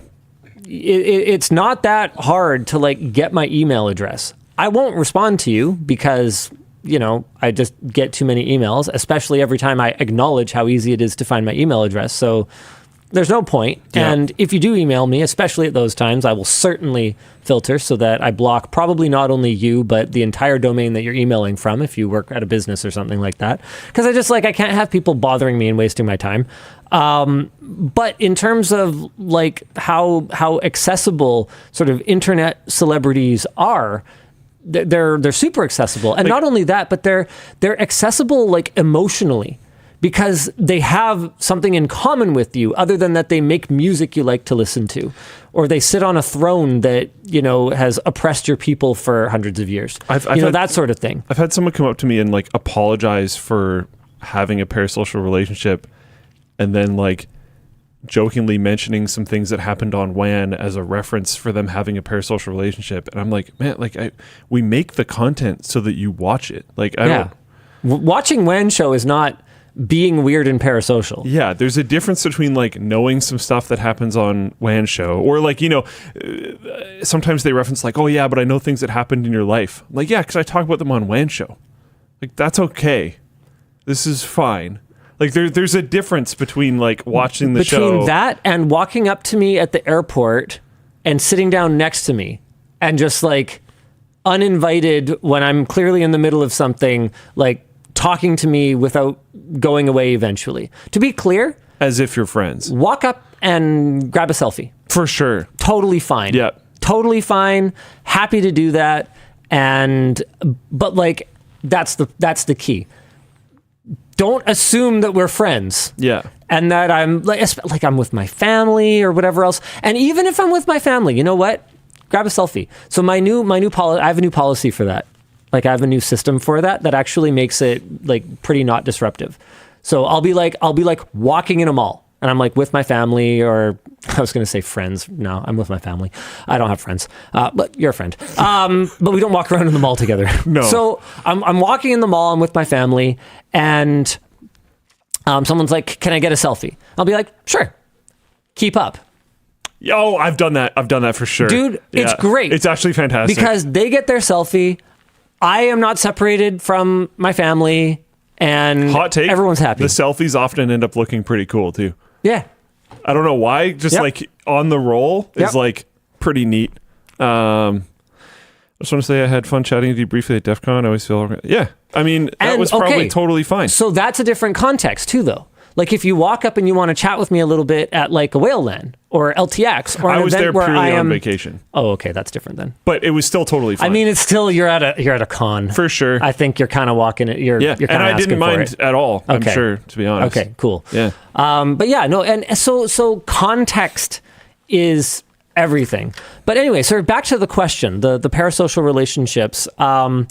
I think the fact that the relationship forms over something we have in common makes it in some ways stronger and feel more, but also not like strong, like bizarre, like John Hinckley or whatever, like, you know, shooting Reagan over, you know, what's her name in Taxi Driver, but like almost like less strong, like more natural, because it just kind of happens over time from extended exposure and like having common interests. Like I don't know, man. I don't think I'll ever be used to it. Is the bottom line. Oddly enough, I think I kind of am. It doesn't really bother me anymore. Well, I didn't say bother Or it me. never really bothered me. It definitely bothered me for a long. Well, even just It like can be socially really useful sometimes. getting recognized in public, like made me deeply uncomfortable at the beginning. Now I'm used to that. But I wouldn't say. But I think I'm not used to the one-to-many relationship, and I don't think I can ever get used to it. I don't think we're wired for it. Sure. I've two funny interactions that I had at PAX this year. One, somebody took a selfie with me and then like 10 minutes later walked by and was like, oh, by the way, can you come back like right here in like 2.5 hours to take a photo with my friend? And I was like, no. And I think that was one of the only times I've ever like let the annoyance like really go into my response. So I was like walking with my brother and like one of my high school friends, and he like asked me to come back. I was just like, no, like what do you ask? Like, not a chance. Like, I'm sorry if you're watching, but like, no, dude, no I had way. someone pull something really similar with me once. like, can I, if I come back, like, can I go get someone and come back, and will you still be here? And I was like, no. Yeah, Like I think I was at don't think that's- LTX, and like I was like at a particular spot, and I was like, no, I'm gonna be all over the place. Like there's literally I thousands don't of think people that's here. necessarily as bad. Well, it was they didn't know where their friend was. Oh, well, yeah, okay, that doesn't help. They didn't know how long I was they're going to be standing there. Are you going to be around for like 5-10 more minutes? That's it that's was maybe like, a different I will question. be back at some indeterminate amount of time. Stay here. Yeah, I'm like, that sucks. bro, I can't do that. There's no way. The other one though is where I'm saying that like I've actually find they're actually pretty often like helpful. Very funny interaction. There was a YouTuber that I have enjoyed watching a fair amount at PAX who had a little booth, and they were filming these 5-minute podcast things. Which I didn't really know what that was about, but it said, ask me about 5-minute podcasts. So I just walked up to the booth thing and was like, hey, love your stuff. Shook his hand and was like, that's it. I just wanted to say I like your stuff. And then I was like, before I leave, what's this 5-minute podcast thing? And he's like, okay, let's film one. And I was like, all right, sure. So I just stood in front of the camera and filmed this like thing with him. And he's like, all right, cool, bye. And then as I'm leaving, 2 different people like said hi and wanted selfies, and I was like, that was the best timing ever, because now he's like, who the hell is this guy? That's pretty cool. And that's great. And I hope it comes out at some point, because I'd like to see it. But I've had times when I'm at a meeting with a potential sponsor at a trade show, and someone will come up to my table and ask to take a selfie, and they're like, huge. It's amazing the how timing can be so good, especially in the early days. It was amazing how one person walking up during the meeting meant so much more than 300,000 subscribers. Yep. Which is it's how palpable it is. Yeah. It was fantastic when dating. It was wild when dating. Fair Every enough. time I went out, I was like, please And then it would happen, and it was so good. You could at least pretend not to enjoy it that much. It was great. Yeah, okay, fair It enough. was great. And you got to play it off as if you're not like, oh, thank God. It is what it is. All right. So, fame and chicken. Yeah, dude. That should be the name of your memoir.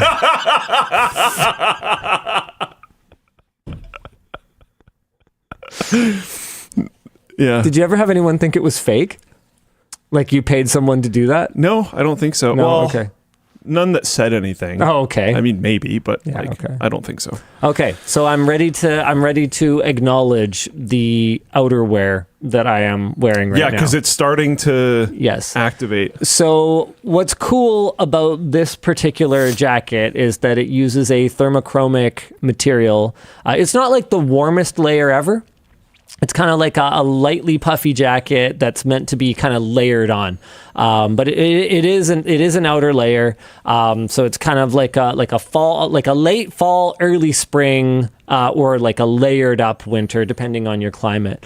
But what's cool about it is that if for whatever reason you find yourself indoors or somewhere warmer, or there's a spot. Oh, wait, yeah, let's go this way. Or there's a spot on the jacket where it kind of folds in on itself. It's color changing. It's so cool. So it ends up with this kind of like flame like kind of fiery sort of look to it that as soon as I saw the material, I was like, okay, I don't know. I think it's really cool. And obviously it invites, I was going to say, playing with it because your skin temperature is enough to activate it. My hands are really cold. Oh, yeah. Do you have warm hands? Yeah. All right, hit me. Right there. Right there, buddy. How long does it take? Is that good? Oh, yeah, it should be fine. Yeah, yeah. there it is. He's always such a warm boy. I was going to say, Yeah. decent tactical choice to like if you have a girlfriend and you want them to give excuses to hug you all the time. Oh, yeah. Because then Yep. you'd get the arm wrapper on the back. Yep. Oh, yeah, 100%. Yeah. So it's one of those things that some people will really like and some people will not.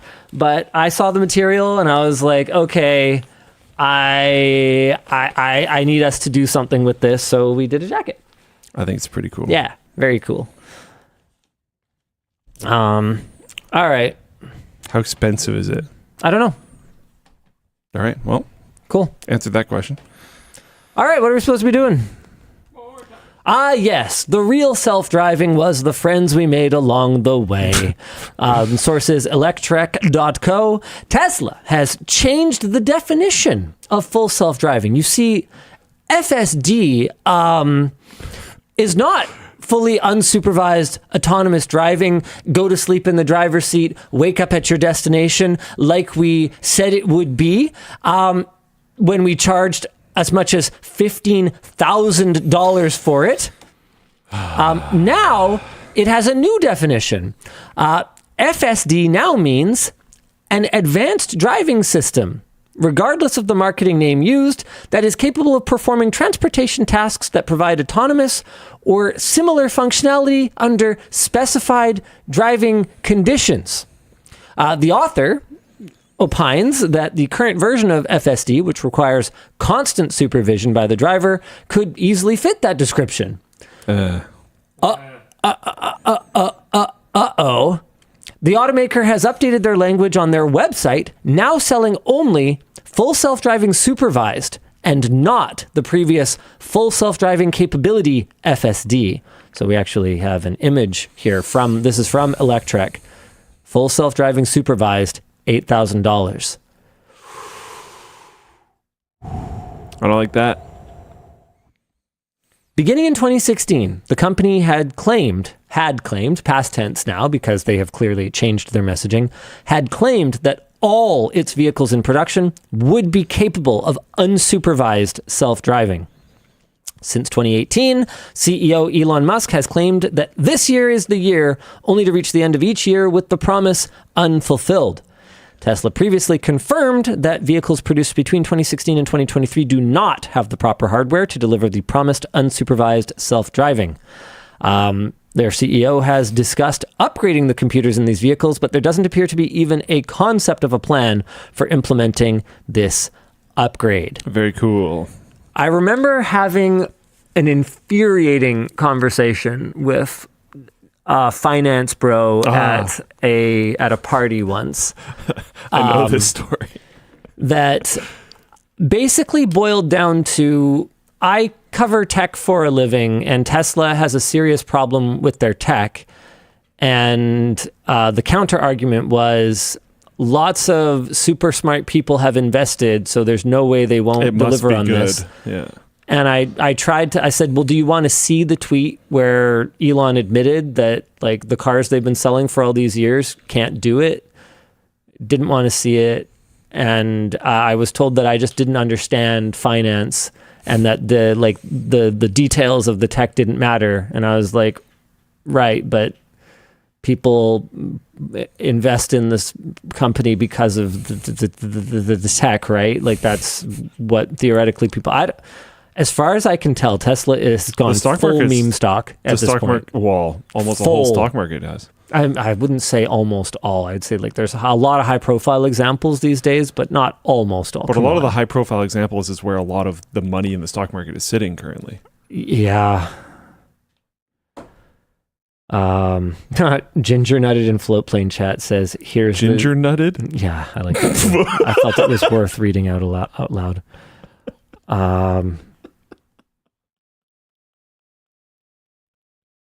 Oh, no, that's not actually the tweet that I was referring to. There was one where he far more explicitly admitted that FSD, whatever the hardware level was that was up until a couple of years ago, 3, I think, was just never going to be capable of it. And it was already clear, like way before that it wouldn't be capable because they were already using both of what were supposed to be the redundant computers in order to achieve full level 4 or level 5.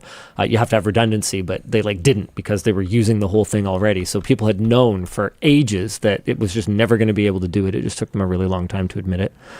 I don't know, man. I often get accused of being an Elon hater. But what it really boils down to is I don't respect people who lie to me constantly over and over and over again and just expect me to keep believing them. Because I feel that shows disrespect to me, and therefore I cannot respect that. If you make a good faith effort to follow through on the things that you tell me, or if you have the self-awareness to apologize and make good, then that makes a big difference. But if you just lie over and over and over and over and over and over again, then I don't respect that. I can't respect that. So there you go. It's kind of that simple. I remember having a conversation with a family member about a particular politician, and I basically just went, well, here's an example of a bald-faced lie. Why did they say that? It's demonstrably false. And he went, I don't know. And I went, well, yeah, I can tell you why. It's because he doesn't respect you. He doesn't think you are smart enough or detail-oriented enough or conscientious enough to care. And that's not respectful. And that was kind of a turning point, which was a major relief. And to be clear, I intentionally kept that vague. I think that could apply to pretty much any politician. There's just degrees of brazen untruthfulness. Extremely off topic, but I want to bring it up before I forget. I saw Jaden in chat, and this reminded me. He sent me a message after last WAN show where he said, regarding WAN show discussion, it is possible to assign different icons to notifications, Android only, and WhatsApp already shows profile image and notifications. You mentioned having, I think it was sick. Different icons for channels, so we could do it. Cool. We could do it Android only. Apparently, I don't know. No, don't bother right then. Now. I think it'd be better to just have feature parity and wait for Apple to catch up. I mean, they eventually do. Sure. Or maybe they just won't. I don't know. I hadn't noticed it before. He mentioned. I think Oh wow, I already forgot. I just put it down. I am pretty tired from all the traveling. WhatsApp already shows profile image. So WhatsApp already does it, but I don't use WhatsApp very much, so I didn't see it there. And not a lot of other apps that I use seem to use this feature, and I suspect it's because of just having identical apps on both platforms. But I don't know. So yeah, apparently that is a thing. I don't remember exactly how I worded it, but I think I said that I didn't think it was. So apparently it is. What is the consequence going to be for this full self-driving false advertising?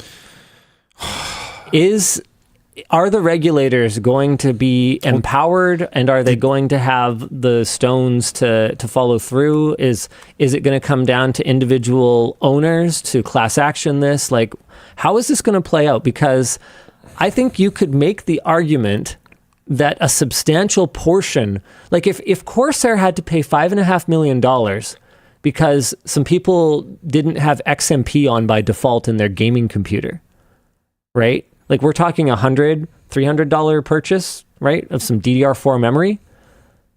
Yeah. How much will Tesla owe when people figure out that the decade of cars they sold are not and will never be capable of fully autonomous driving as they were advertised to be?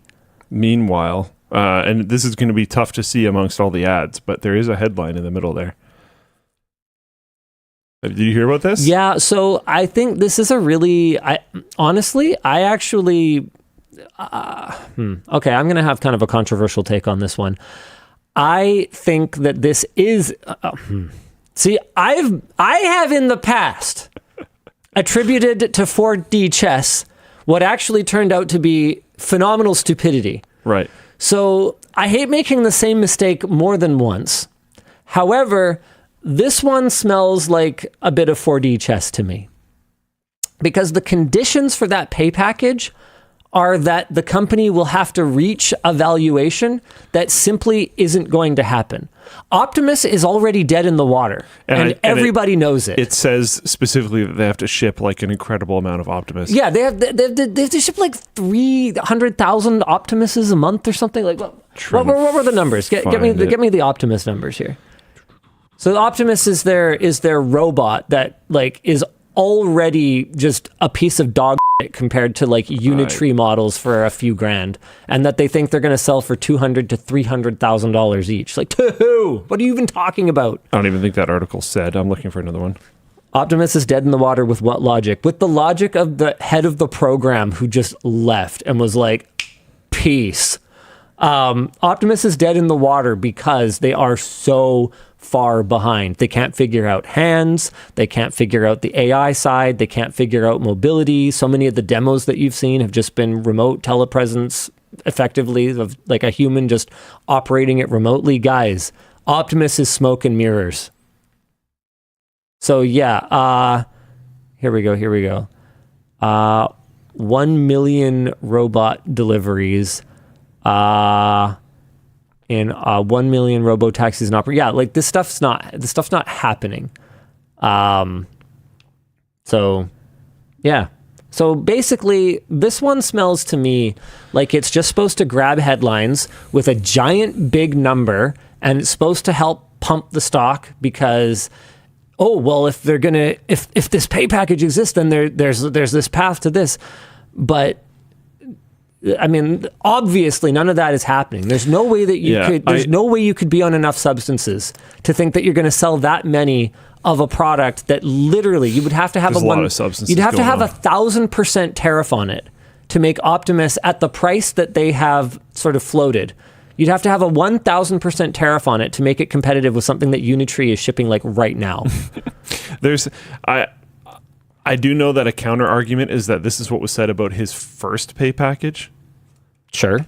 But I do think that was when the company was poised for immense growth and had a lot of positivity surrounding it. And stuff. Show me the immense growth that we're poised for. I mean, in the U.S., sales are tanking in Europe. In the U.S., the incentives are going away. There was a robot at IFA at a booth where it was a humanoid robot, except it had two airplane cables hanging it from the ceiling, because it couldn't stand on its own. And it was like leaning over, hanging off these cables. And it was sorting laundry. But like 1 out of 3 times that it tried to grab a piece of clothing, it would just like fail. And all it was doing was like sorting colors and whites for washing. And it was so incredibly slow. And then it got like 3/4 of the way through, and it just could not grab them anymore because I guess it was too far down, and it couldn't like bend because it was held by these cables. So they had to re-pour the clothes back into the middle one so that it could keep going. It was so brutal to watch. It was so rough. Who was this? I don't remember the brand. Yeah, it's in the floatplane walkthrough with Sammy and I.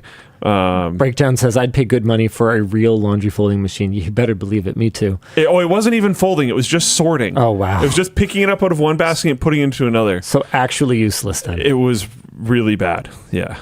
Nice. Oh. I feel like this is something completely different. This is a cooking robot at IFA 25 that appears to be doing basically nothing useful. Yeah, no, it wasn't a cooking one. Very cool. It's in the float. We could like kind of show that bit maybe. Let me bring it up. So Circuit King 98 says LLMs, not LLM specifically, but I think you mean AI, will unlock the humanoid robot market. It's so early. People said the same thing about full self-driving 8 years ago. Okay, so there's a couple things we got to kind of talk about here. The full self-driving comment. Yeah, that's still not done. So that's one critical thing. The other issue is that I'm not saying the humanoid robot market isn't coming. I'm saying it's not coming at $200,000 to $300,000 a unit. That's the problem. Humanoid robots are going to be enormous. Yeah, it's going to be a huge market. I guarantee you it's going to be freaking huge. Huge. The issue is that specifically Optimus is so far behind and way, way too expensive. That's the problem. I'm talking specifically about Optimus. Nothing that they've shown me gives me any optimism about how that program is going to proceed. And I could be wrong. It's happened before. Optimus could end up being 10 times better than what's coming out of other robotics companies. I haven't even talked about Boston Dynamics at this point. Like, Optimus is so far behind right now. And they could magically catch up, and that is a possibility. And if I'm wrong, I will say I was wrong. Optimus is the prime robot. I don't see a path to it right now. That's all. Okay. So this is from Luke and Sammy tour the IFA show floor.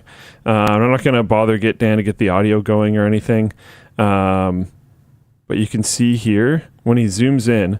So this is a little bit blurry because we're like zoomed in over the crowd. But you can see a hook here and then a wire that goes up. And behind the play button, there's another hook.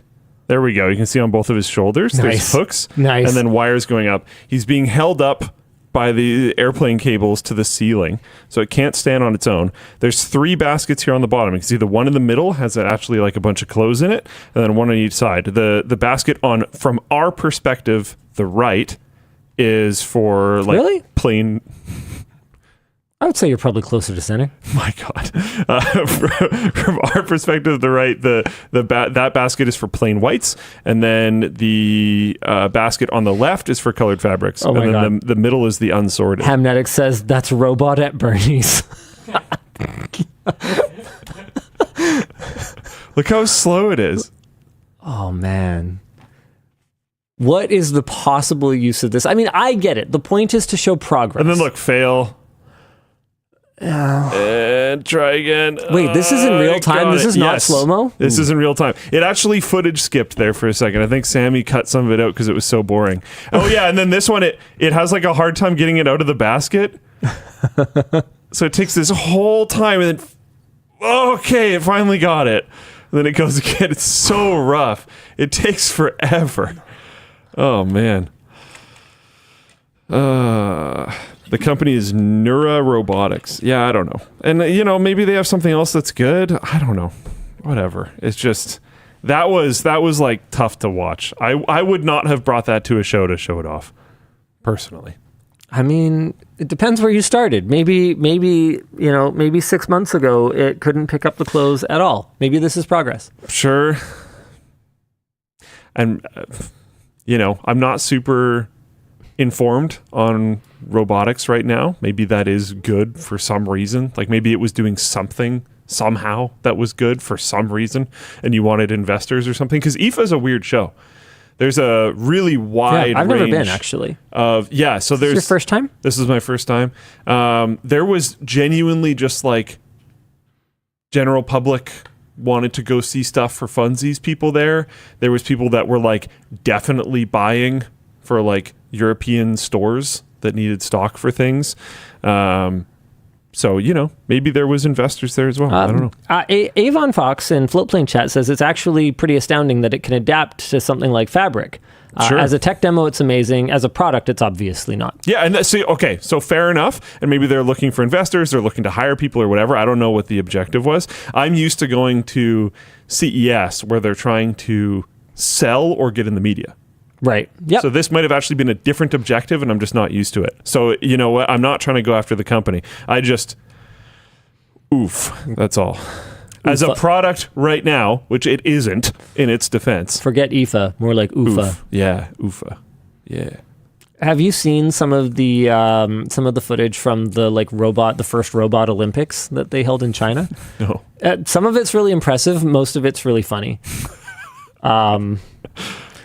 This is, I don't think this is from the Robot Olympics, but this is from like a robot martial arts fight. This one falls under funny. This is from The Independent. There's so much more. You guys are going to have to go. Really funny. You guys are going to have to go check this out. Yeah.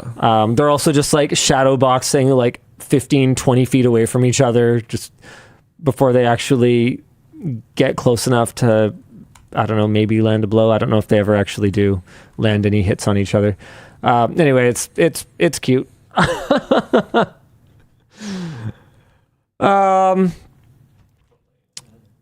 Floatplane announcement. What's the floatplane announcement? It's down. Oh, okay. I moved it so you wouldn't yell at me. Well, then I couldn't find it, Dan.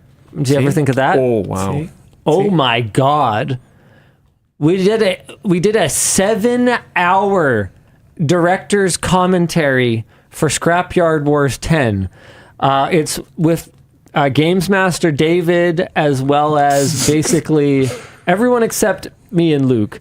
So that's I'm Hoffman, in like 10 the editor. minutes of it. They had me call in. Oh, are you in it? Oh, cool. They didn't ask me. You didn't blatantly cheat. What? Hey, we didn't know. I didn't cheat. We didn't know. No, apparently we did. We did. We thought we got permission for something, and David thinks we did not. I'm glad we... What? I swear we did. What? Got permission for what? Don't worry about it. No, If you want to know, you If should you want to know, you gotta director's subscribe to Floatplane commentary. and watch 7 hours of video. What do you mean? We lost. Spoilers, I guess. What do you... Well, hold on a second. I thought Linus knew. I didn't mean to open this worm can. I'm reading the comments. I don't know if it's even in there. Usually the comments will tell me what was in the video. Control F. C-H-E-A. The comments are about you cheating. Next time, Dan line should up be for on me. Linus's team and do the same amount of cheating. So Dan knows the answer. Oh, no. We both know the answer. Yeah. Yeah, but But I thought you were aware before okay, Dan. I mean, we talked to David about this. Talk to David about We what? super talked to David about it. But there must have been If a miscommunication. you talk to David about something, then you have to have the camera rolling. So There must have been a miscommunication. I mean, you must have at some had your point. tentacle. There was mic packs rolling. Yeah. Okay, well then, where's the audio of you talking to David? I think it's in the commentary thing, maybe. No, I think it was Uh-huh. found in the edit, and they just kind of brought it up later. Oh. I can't quite remember. I don't know. Okay, so what did you guys do? You got to watch the full. I'm not going to watch the exclusive- 7-hour video to find out the answer to one question. I think it actually was just at the start, to be perfectly honest. What happened? We were like, hey, somebody at work is getting rid of stuff. Can we get the stuff from them? Excuse me? What part of you cannot use your influence? But you can ask for anything. No. You can ask David for anything. What? You have super broken the rules like crazy before by asking David. What are you talking about? What rule breaking? I could go dig up some examples. I mean, just in this I episode, there was a rule interpretation- that you had to go out. You had to stay in pairs, and you guys sent out one because But you it asked David. explicitly said in the rules that you can ask for an exception to that. Explicitly. What do you mean you don't know? I didn't know it said an exception for that one. Yes, it did. No, I'm not saying it didn't. I just didn't know that. Okay. Dude, that's been a rule of Scrapyard Wars for years. You cannot use your influence. And I would say asking a friend or coworker or family member falls pretty clearly. No, it wasn't asking. They were going to give it away for free anyways. So it was like, could we know the That's why we clarified it with whereabouts or David. something, and then acquire it that way? It's a very good thing that, you know what, whatever. It's been out for like over a week now. It's a very good thing that you guys lost. See, I thought it was Because crazy. I thought it was crazy. I thought he was going to say no matter what. And then when he said yes, I thought it was because we must have been getting stomped and he was trying to like showrunner it and make it closer. Oh yeah, same. I think what we Apparently discussed there was during just- this he 7-hour video, he was on so many like painkillers. Yeah. And I think there was just a miscommunication, but we did ask. So yeah, whatever. Because my thing was like, there's no way that's going to fly, but you can ask if you want. I think we'll be way more then he was careful like, yeah, next sure. year. Yeah, if there is a next year. Luke banned. Dan banned. That is wild. That is wild. Because I mean, dude, I got friends. You know, Yeah. I could be like, "Hey, Shroud, No. Do you have any old gaming PCs you're planning to give away?" There was no asking. There was no asking involved.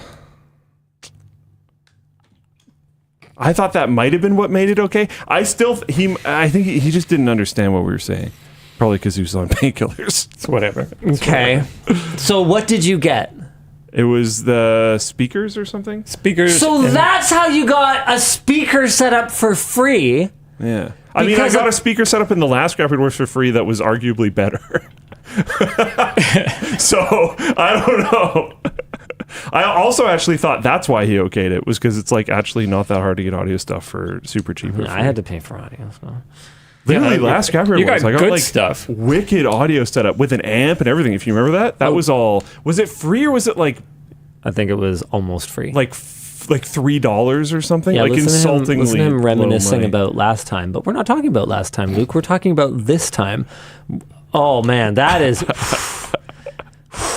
And look, I understand that there were a fair number of folks upset about the fact that my PC was not powered on.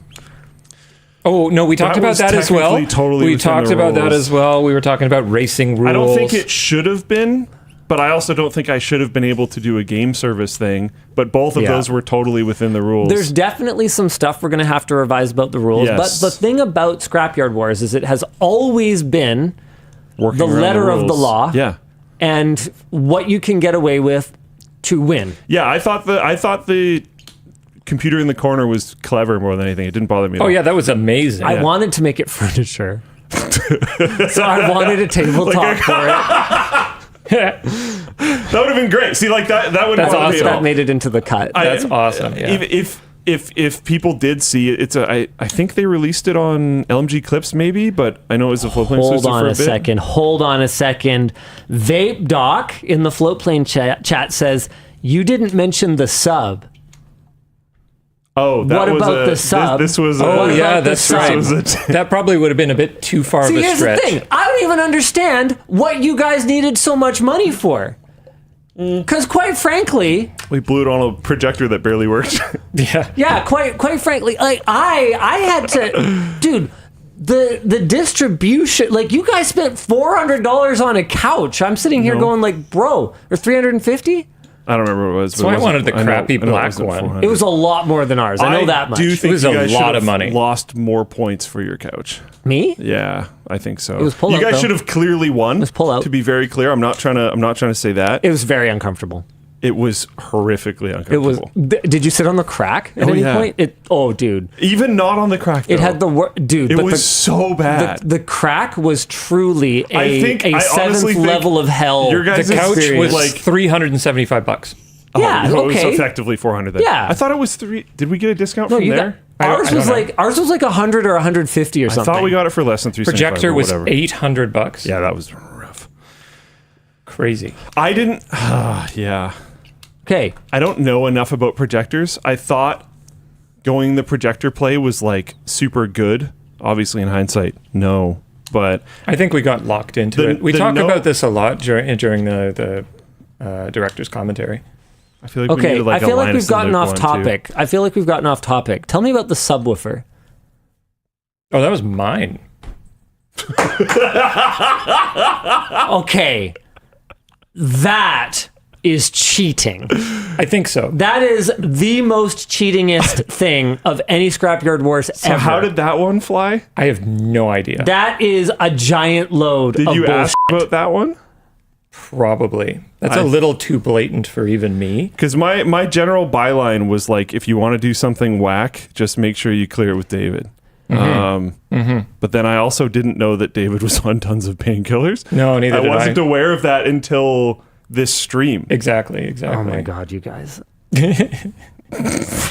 I'm glad it helped so much. Wow. It's really lucky you guys didn't win because I think that I think at actually, this point we people would have would've been- legitimately been mad. Well, I think we would have been DQ'd at this point. Oh yeah, absolutely. Have we ever disqualified anyone? No, and there's been really egregious cheating in the past. I don't think as bad as just bringing parts from home. Probably not. I don't even remember what they were, but probably not. No. Wait. Yeah, that Didn't can't we really work. almost disqualify Kyle? What did he do? I don't remember. Oh, didn't they just fully actually cheat? No. Paul and Kyle in that thing? I thought they did. I thought they super did. I don't think so. Did they? They wouldn't cheat. Does anyone remember? I haven't watched any of the old Scrapyard Wars. Paul and Kyle in were years. outright DQ'd. Yeah, okay. I Oh. thought something happened. Okay, apparently we have disqualified someone They were before. What did DQ'd. they do? Yeah. I don't remember. But I remember like something happened.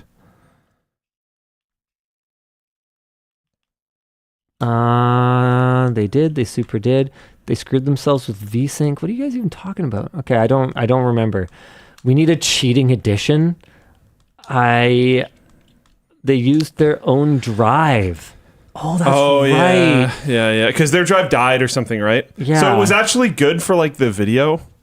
Yeah. Because then they were able to present. Because did they win? Damn, I can't remember anymore. I don't. We have to remember. go back and actually like check our win loss records because I think we're pretty close to even now. You might still be ahead of me. He's gotta like, be wicked close or dude, tied. He's like pissed. No, I am.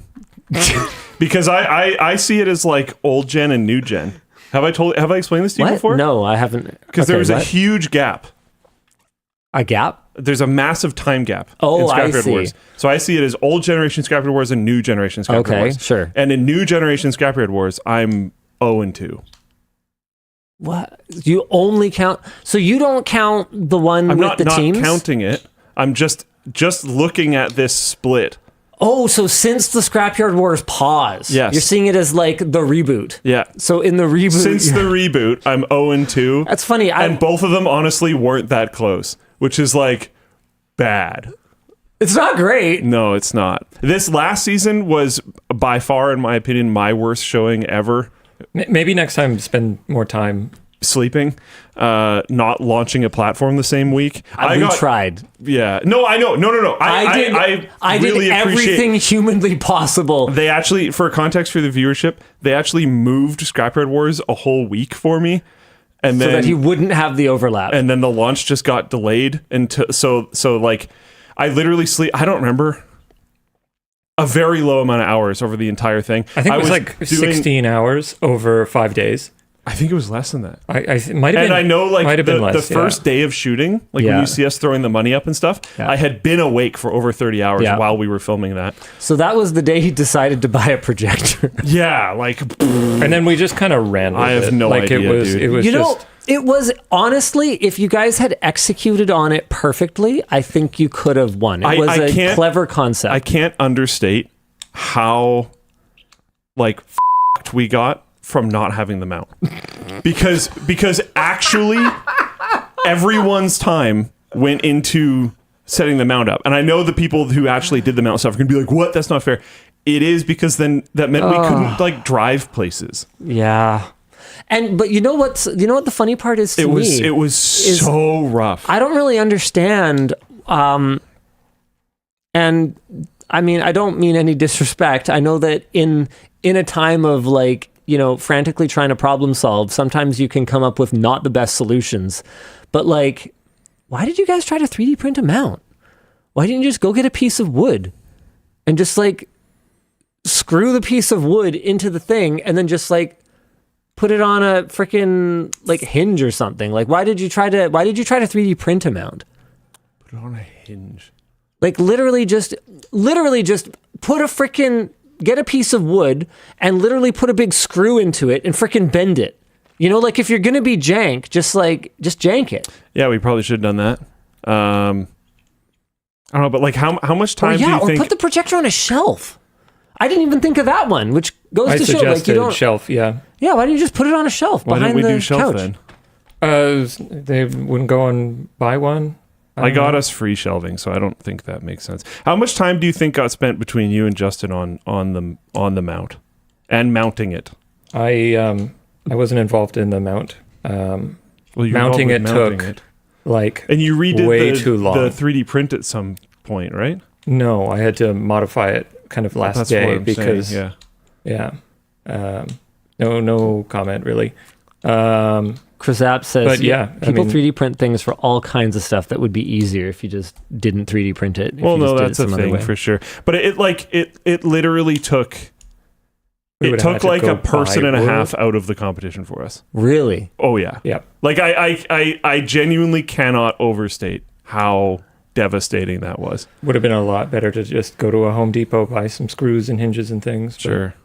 Alexander the Terrible asks, can you clarify what the rules were for tools so people can stop saying Linus cheated for using a freaking paint roller? The rules are that we're allowed to use any tools that we could realistically have access to in the office. And one 3D printer. And one 3D printer. There was also, you were allowed to use your own tools. Oh, okay. I don't know, tool use was not the problem. Yeah. No. At all. But but materials counted, yes, except you had unlimited filament for one printer. For one printer, yeah. Yeah. And only one printer. And only one. Because that's the limiting factor, not the plastic. Yeah. I didn't realize that we were allowed to mount stuff to the walls with, like, they would give us backing wood. Like, if you wanted to mount a TV to a wall. I had no idea that was a thing until they mentioned it in the stream. Did you know that was a thing? Yeah. Okay. so none of the contestants knew. I would have mounted a TV to the wall, though. The reason why I asked if you knew it was a thing and was pretty sure you didn't was because obviously you would have done that. No, I wouldn't have. Wait, I really? didn't have money. I couldn't afford a mount. Dude, I had $1.38 left. Mm-hmm.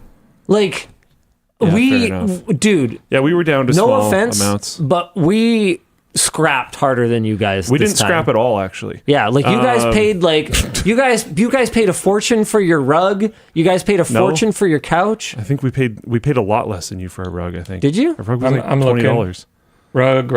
Rug. Okay, maybe I'm wrong about the rug, but the couch. The couch is really expensive. Couch $375. We thought we had tons of money when we got the couch. Rug $25. Okay, you guys slayed on the rug then. I found the rug. But just like in general, dude, like I was watching your side and I was just like, oh my God, like how do they have all this money?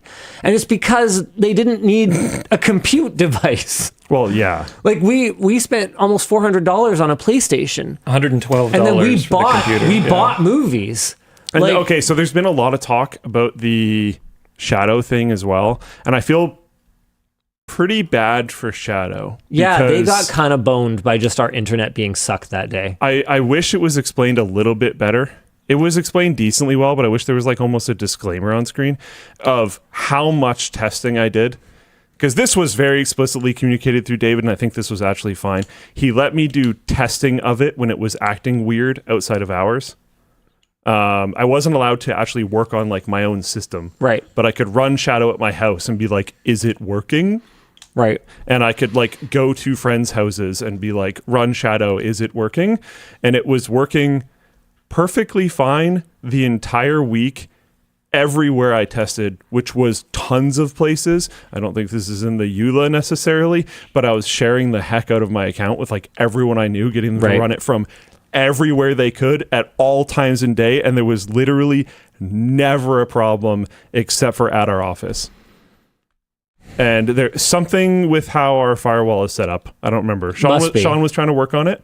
I mean, I think that's why our Adventure Time stream looked like crap too. Probably. It was terrible. It looked like 240p. There's something weird, and I know that's like literally my department, LOL, but there's something weird with how that's set up, and that totally nuked Shadow. That is not, I know there was some comments being like, oh, this is just what streaming experiences are like. No. And there are some issues there. But no. But not at this level, like at all. We have like an enterprise grade connection here. It's like, I forget what the exact whole thing is, but basically it's the closest thing to if we had a dedicated fiber line without actually having our own fiber run through the street. And we've got like even 3 of them. There is no reason why we should have anything but the cleanest possible connection to Vanix, which should have the cleanest possible connection. I had somebody on a copper 100 line. Yeah. That ran it great. Yeah. On like a 8-year-old computer. Like it was not Shadow. Yeah. So like it was just bad luck. The projector, all right, cool. Yeah. That was not great. I did not executive decision that call, just to be very clear. Yeah. But we were also saying, like, sports. If only I had made that pass. Yeah. If only I had trained a bit harder. If only I didn't come to work drunk. If only I, it's like you can go look back forever in highlights and stuff like that. The projector, I wish we didn't make that call. Shadow. Yeah. You guys could have gotten away with the projector if you had also painted the room. Again, I originally wanted to do silver screen. Room, but there's so much, and I don't think we should necessarily talk about it on stream. But there's a lot of reasons and stuff that we don't really want to go into right now. I can't explain how torpedoed the team got when we didn't get them out. When I'm saying a person and a half, at least a person and a half were just removed from the competition when we didn't get that mount. That's rough. And we should have just mounted it in the easier way, whatever. 100%. I also don't even, I watched the interaction where they picked it up. I don't even blame them for taking the projector, because you guys had decided on the projector and you did say get the mount, but also you're under time constraint. I understand why they made the call to just take it anyway and go, we can figure out a mount, because it can't be that hard. I didn't know there was a mount properly. Otherwise it would have been like, we need the mount. Communicated, but I hear you. It was communicated, but even then, I wouldn't assume, okay, look, if somebody sent me to go get a camera and they told me, it doesn't have the plate that goes under it, I'd be like, well, I'm still buying the camera.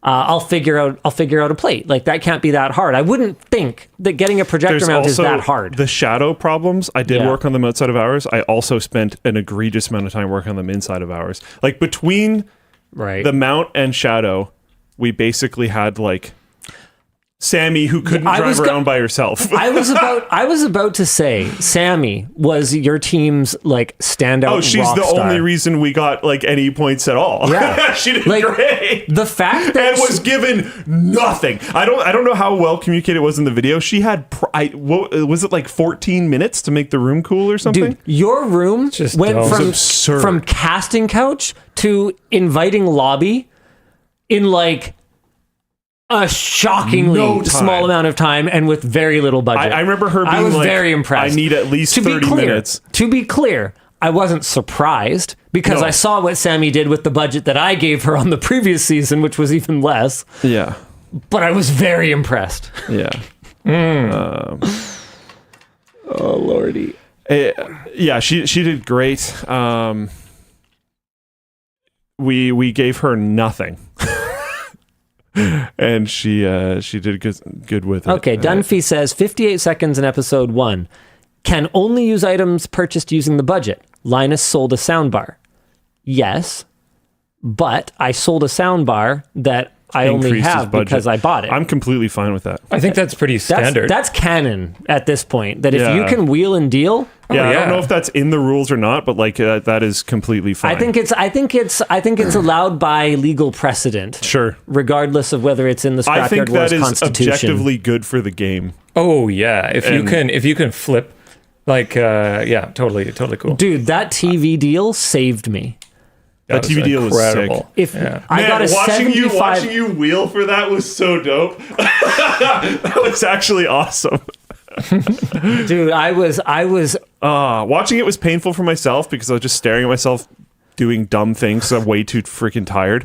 And then I could see myself in a conversation with someone knowing that behind the back of my laptop is actually Sauce Plus instead of Scrapyard Wars listings. I'm like, man, sorry, entire team. I kind of screwed everyone over this season, but watching some of your team stuff was cool, and that wheel and dealing for the TV was awesome. McBain, run the numbers. I never went negative money last season. That didn't happen. I thought you went credit card. You No. went over budget credit card. No, I didn't go over budget. I had to use money off my credit card because I left the cash somewhere. I wasn't negative budget. I was never out I of thought money. You did. I just had to move it around creatively because it wasn't in the same physical place that I was. No. All right. If anything, I have been on my best behavior the last couple of seasons. I will say much better than in the past. Now it's Hey, our look. turn. Hey, look. I have always. Look at us. We are the cheaters now. I have Where did we always- learn it, Mom? I've always followed rules. It's just that we used to have much more ill-defined rules, so they were easier to more egregiously skirt. Whereas now we actually, for better or for worse, we have pretty well-defined rule sets. Yep. So I have to be think- more creative in my I think what we learned this season interpretation. is the rules around the PC being required should probably be more explicit. And those because were intentionally vague. And They were. Linus and For kind one of season, we I were think talking that's about fine. racing stuff on the live stream. Like F1 is basically that rule book's like 3,000 pages long, Yeah. and people still are trying to find ways to do what Linus did with a computer, which is like part of sport. That's part of sport. Exactly. And it was left vague for Linus to do that. And you can do that one time, and that's good. I don't want to be encouraged to try a shadow solution again. But it was neat to try one time. I'm just sad that we weren't going to win. You guys won. I'm not trying to argue that. But if Shadow And my worked, trophy's super cool this year. if Shadow worked, I think it would have been a lot cooler. I didn't even of an know Oh, it idea. could have been closer. Yeah. Didn't even know we were going to get trophies. Oh, I didn't know we were 'Cause, going like- to get trophies. They were a surprise to me, too. Because like the projector was not configured and the speakers lost their configuration. Someone. Yeah. This is No, not no, why no. we lost. You messed us up too. So when I was testing on my laptop, I was getting 5.1, 6.1. The little PC wasn't able to output. I had a spare little PC. Maybe you should have just tried with that. in the 10 minutes that I had to test everything. I hate it when because mom he's and dad busy. fight. He's busy Shut up. trying to mount the projector. Yeah, this with all isn't his your time. this is your conversation. Yeah, get out of here, Linus. Everybody, We never messed fought up. before you were born. It's your fault. Ultimately, I was Yeah. captain of the ship. I should have done a better job. It lands on me, but Oh, you don't I, you don't have to fall on that sword. no, I think I do. I mean, I'm the one that did didn't not do very execute well this on season. literally anything. I'm just going to say my team's teamwork was immaculate. You guys we were killed like, it. dude, No we were comment. dialed. No comment. We were dialed. I had I, definitely my roughest season, and you guys just killed it the whole time. My that was entire incredible. team, MVP. Like Pancrats was awesome. Sebastian was awesome. Natalie Dude, we was had awesome. some really fantastic team moments too. The fact that we got a room. Oh, dude. is crazy. Yes. Like the push through at the end was wild. Dan just like melting plastic knives into the roof. Crazy. I was not particularly happy that I had to do that for the record. But it worked. I mean, country girls make do, right? My God, I don't know if everyone's gonna get that reference. You got to get there. You got to get there somewhere. Like, we're not going to lose. Or we're not going to DNF. Not show. We're not going to... Yeah, we're going to show up for the game, right? Because after like, yeah, there was a moment where I was thrown a crazy curveball where I was informed that my little mini PC idea would not work. And then I lost hours to realizing, oh no, my idea was actually fine. The mini PC would work, and then I lost a lot of time with that. Yikes. And then I lost at least half a day to that, which probably wouldn't have lost that much if I was awake. And then I lost an enormous amount of time, like almost all the rest of my time, trying to figure out Shadow or driving. That was like all the rest of it. So I was not very useful to Angry the team. Panda PC in Float Plane Chat says, hey, Luke, at least you had a very entertaining team. I think so. You did have that. You guys were very entertaining to watch. If I tried to detach myself and watch as if I wasn't in the show, I thought our team was very, Dan specifically was very, very entertaining. Roman asks, who threw harder, Luke throwing the game or Dan throwing the projector? Oh, but he caught it. Dan dropping that reaction to projector that was crazy. That was like one of the craziest Scrapyard Wars moments ever. If I remember correctly, Like him holding half of your team's entire budget and just, Not only was I holding half of the budget, I also fell over the rest of the audio system, including the AV receiver and literally everything else. Yeah. So in one tiny little move, I could have destroyed all of our equipment. remember- And I thought it was going to fall through the wall because it's like paper thin. But no, it seemed okay. I crushed it against the wall with my hand, and that broke its fall. So good. I remember you told me like Bled a for our little room. bit about it, and then I was not going to tell you anything about it. yeah, I think you told me that you bled, but that I'd have to watch it in the edit. And then watching the edit, the whole time I was just like, oh my God. That was amazing. I think people didn't, because we were talking in Canadian dollars, I think people didn't fully understand how good my TV deal was, by the way. This is what I paid for Dude, your a 70... PlayStation deal was insane. That was a great deal. The PlayStation deal and the TV deal were crazy. So that was another thing that people didn't fully appreciate was my price on the PlayStation. They were Yeah. like, why is Linus so excited about this price? Because I paid Canadian freaking dollars. Put $400 in there. Because what's communicated to the audience at the beginning of the episode, I think, is that we have $1,400 or whatever. Yes. But then the whole time we're actually talking. In CAD, We're talking about $2,000. $2,000. So it's a little how much did I confusing pay as for the a viewer. PlayStation again? Was it You said $400? $400, yeah. CAD to USD. So I paid $288 US dollars for a PlayStation 5, When I saw that in the episode, I was like, that's just... 2 dual senses, I hear 460. and I got... Even 460. 460. Oh, sorry. Okay, let's fix it. I paid 460. 460 Still, with the 3 games, okay, though. And two controllers. I paid $332 for a PS5, 2 dual senses, and 3 games. One of the games I sold for like $20, I think, $15 or $20. So I actually paid like $320 US for a PS5 and 2 dual senses. And then for the TV, I paid $396 US dollars for a 75-inch TV with a free like $200 MSRP, so $150 US dollar soundbar that I sold for $100 Canadian dollars. So I paid like $320 for a 75-inch TV. First of all, Pankrat's watching right now. I had no idea you were the guy at the shipping can from last. I had no idea that was him. That was nuts. I didn't know that until he told me. No one told me until I was just watching the episode. And I was like, wait, what? And then obviously it was like obvious when watching the episode again. So David Pankratz from my team this year is the guy who gave Luke his free PC last year. I didn't use any of it, but... Well, whatever. So that was nuts. And then when he was like selling the soundbar, and the guy offered $100 or whatever, and then I think he tried contacting you to like see if it was cool or not. I was like, oh my god, just take it. I was worried he was gonna not get the deal.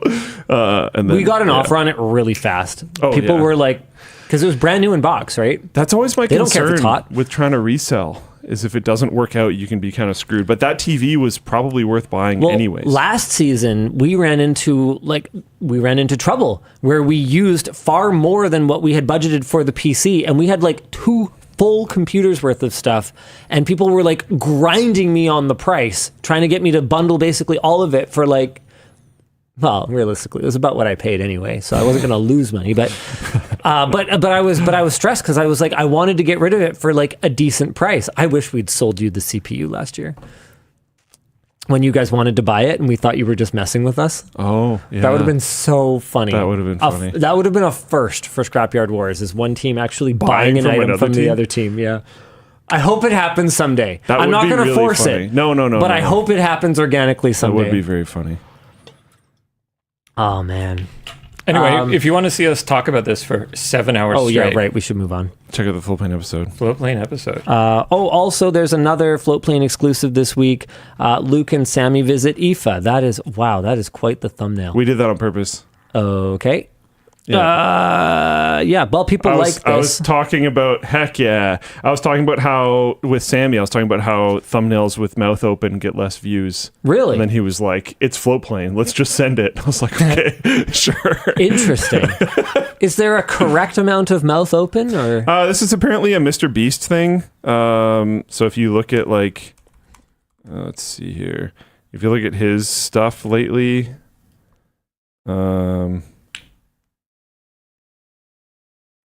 yeah.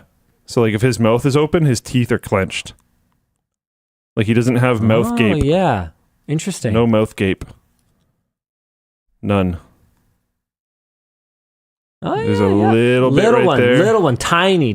And there's technically a little one right here. Yeah, okay. But only like very, very minor. None of the like, oh, that we're used to from back in the day. Right. Yeah.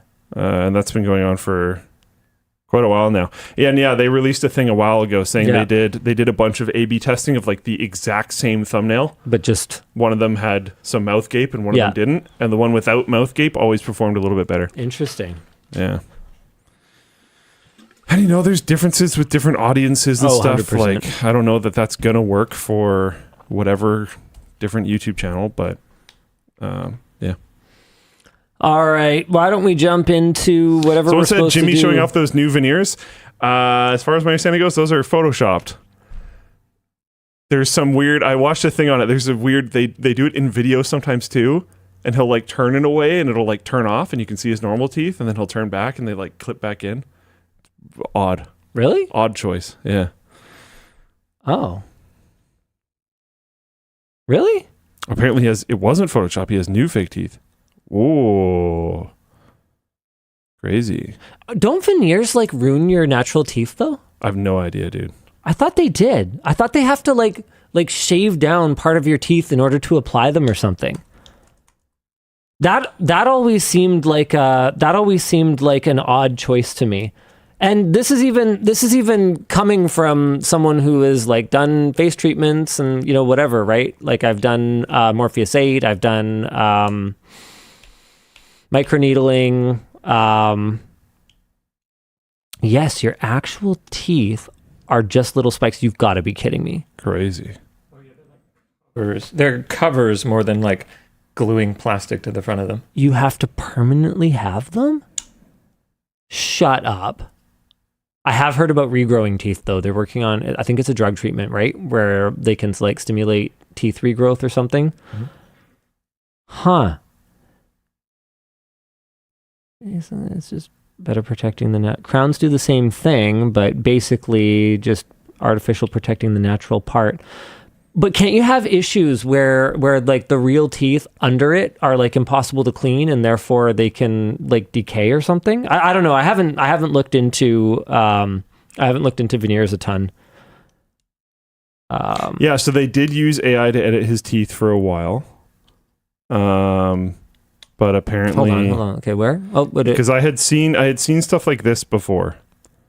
So you see, like here, it's just a flat line, And then he actually has like shape to his teeth. Right. As people do. I had seen someone make like there's a whole video with like a lot more. Oh my God. Detail on Yeah, that. I can't imagine caring that much about Jimmy's teeth, but sure. Oh no, I thought it was interesting, like the lengths they would go to and the fact that they went to those lengths, but then also left examples of it like clipping back to real blah blah blah blah blah. But yeah, I guess he has veneers now. I don't know. Dude, if I had major dental issues, I think I would just go straight to like solid white gold teeth. Yeah, why do they have to be separate? Can't they just be like one? Well, no. Individual Like solid white one gold teeth. tooth. I think I would go. I think I'd go straight for just the implants. Dan just wants like a Like you ever you get the mouth guards. blade. Just give me a giant gold blade. Jim Carrey's The Mask look. Yeah, there you go. Smoking. That's an old reference. Horrifying. What are we on right now? Sponsors. Okay, the show is brought to you by Squarespace. Sometimes trying to get creative can feel like a never-ending roundabout, always progressing, but with no end in sight. Don't let that be the case with your website. Use Squarespace instead. Start from scratch with their blueprints, professionally curated templates that give you the inspiration to get building. Then, customize to your heart's desire with their Fluid Engine editor, which uses intuitive drag-and-drop elements instead of relying on cumbersome coding and outdated tools. If you ever get stuck, their AI assistant can guide you through the next steps in just a few prompts, and after you've got all that sorted, you can tap into their other tools like Squarespace Payments, which allows prospective customers to buy your product or service directly on the site. Go to squarespace.com/WAN to see for yourself how easy it is to build your own website and save 10% using our code WAN. The show is also brought to you by DeltaHub. It says, Luke, tell the story about the magnificent pizza you and Sammy had in Berlin. I have no context for this. So Wait, the only what the no, hell go is away. happening? Stop it. I'm trying to put are it you on doing? Luke Cam. Okay, there we go. Oh, Wait, what? What are your notes for this? okay. Well, Luke, tell the story of the magnificent pizza you had in Berlin. I will not. What touch are the Dan's thing. notes? I had no I idea there don't was anything know. prepped. They never tell me anything. Okay, well, a long time ago, I've been to Germany either 2 or 3 times. Was it 2 separate trips for Sennheiser and Cherry? It was one trip. So I've been to Germany twice then. And one time I did some adventuring with Brandon afterwards, the last time I was there. Yep. And we went to specifically one place that had pizza and only one place that had pizza. And we ordered a Margherita pizza, and it was the best pizza I've ever had. Nice. So when I was going around doing random stuff with Sammy this time, I was telling him all about the pizza and how good it was. And I was saying he should get one. We ordered a Margherita pizza. And do you have a photo of it? Is that what you have? No. Then what's prepped? The shot calls. Like regular cam. There's no Luke cam call in this. Oh, okay, sure. And now there's no music. Anyways, when I think of Margherita pizza, this is what I think of, which is what comes up when you search Margherita pizza in Google Images. That's a Margherita pizza. You get a pizza. Disappointingly, there is no alcoholic slushy beverage. I mean, sure. It says pizza in it. I mean, yeah, sure. Margherita pizza. I mean, I'm sure be you like can make an AI image of that. Lime and tequila. But you see, like this is kind of the quintessential one that I think of. Sure, yep. You have Got a couple you can usually see the sauce in there. between the mozzarella slices. You've got basil, like a pretty substantial amount of basil. Get that leaf. Cool. We got a pizza that looked a lot more like this, except just no green at all. Disappoint. It was just what I would call, as a North American, a cheese pizza. Yes. That's it. I thought we got pizza scammed because they had a photo that looked almost exactly like this on I think that's an AI photo, but they had a photo that looked almost exactly like that on their menu. We ordered a Margherita pizza. Are you going somewhere with this? No, So I don't know why this is part of the So you announcement. had bad food. Yeah, basically. Okay. We then asked Flowplane, and apparently this is a Margherita pizza. Yeah, it is. That sucks. I hate that Yeah, that's true. they both are. It basically just means cheese pizza, but like, That's ridiculous. the fancier ones are just like nicer cheese pizza. Yeah, that's crazy. Yeah, I've had Margherita pizza that is that, and I don't order Margherita pizza anymore because every time I order it, it is deeply disappointing. So speaking of that, I guess.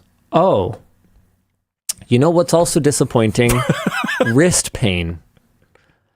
Improper wrist support during your 9 to 5 could lead to repetitive strain injuries, putting you out of commission. DeltaHub's Carpio wrist rest aims to address that, but with a twist. It can glide with your hand as it moves around your desk, which is great for transitioning from mouse to keyboard and for gamers who play with lower sensitivity. A bunch of folks here at LMG use them, so it was a natural fit to collaborate and to bring you an exclusive LTT edition of the Carpio. Click our link in the description today to pick up one for your mousing hand or a right-left bundle for a discounted price. So we were just supposed to talk until someone said the word disappointing? I have no idea. No, you will answer for this. I don't think it was Dan's plan. Regular Cam. Luke, tell story about the magnificent pizza. Oh, yeah, you and Sammy. Linus Cam. You know what's also disappointing? Wrist pain. So I was... Video insert without number anybody telling me 21, that, 3 I was injury. supposed to just... You got it. You nailed it. I mean, I'm not good, man. I was trying to get us there, and then you just... This is also the first time I've seen use hit it of off. the wide cam in a shot call. True. Cool. Okay. Anyways, it pisses me off that those are both Margherita pizzas. I think that is stupid. Yeah. And I think people need to get their act together and Yeah. figure that out. Because that is absurd. You know what else is stupid? Google's Android shenanigans. And they've been officially called out by a GrapheneOS developer on the official GrapheneOS Twitter account for recent moves that make GrapheneOS less secure. It's a strange time to talk about Android protecting users. Android recently changed the security update system in a way which massively downgrades security and puts users at risk. Commercial exploit companies and governments can easily obtain access to broadly distributed partner previews. Adding 4-month delays for patches is atrocious. Also in June, you claimed AOSP wasn't going anywhere. You then proceeded to not release the July or August monthly updates to AOSP, followed by not releasing the September quarterly update. You officially communicated to the media and said AOSP releases were continuing, followed by 3 months of not publishing releases to it. Why should people believe what you say about sideloading? Well said. Well said. GrapheneOS, thank you very much for that. Google, get it together, please. Because I actually do want Apple to have competition. I think it's good for them. Intel, speaking of things that happen when you don't have enough competition, they just love 14 nanometer so much that they launched yet another 14 nanometer chip this week. The source here is Tom's Hardware, who is reporting on Intel's new 14 nanometer, and I kid you not, plus desktop CPU that it turns out is just a 10th gen CPU from, is it 4 years ago? The Core i5-110 appears, as far as anybody can tell, to be literally a Core i5-10400 from 2020. So, sorry, excuse me, 5 years ago. Here's a comparison page of the two CPUs from Intel directly. So we're going to start at the bottom, okay, just for funsies. VTX with extended page tables, yes, yes. Virtualization technology for directed I/O, yes, yes. Virtualization technology, yes, yes. Intel Stable IT Platform Program, no. Oh, also no. I'm not going to read all of these, so we're just going to go through and see if there's any differences that Intel can identify between these two chips. Any at all, Intel, waiting for it. No, no, yes, yes. Package size, identical. T-junction, identical. LGA 1200. Brother, you are launching a CPU on a 2 platforms ago socket. Are kidding me right now? And it's not like when AMD launches a new AM4 chip and we're like, hey, bro, move. Because there's a lot of AM4, users out there who are running legitimately like much older chips that might need an upgrade now. This is like, you only supported this for a couple real generations and then some like weird refreshes. Some fake-o ones. So people who have this like already have a 10th gen CPU. This isn't an upgrade to any of that. Okay, scalability, 1S only. 1S. That means the same thing.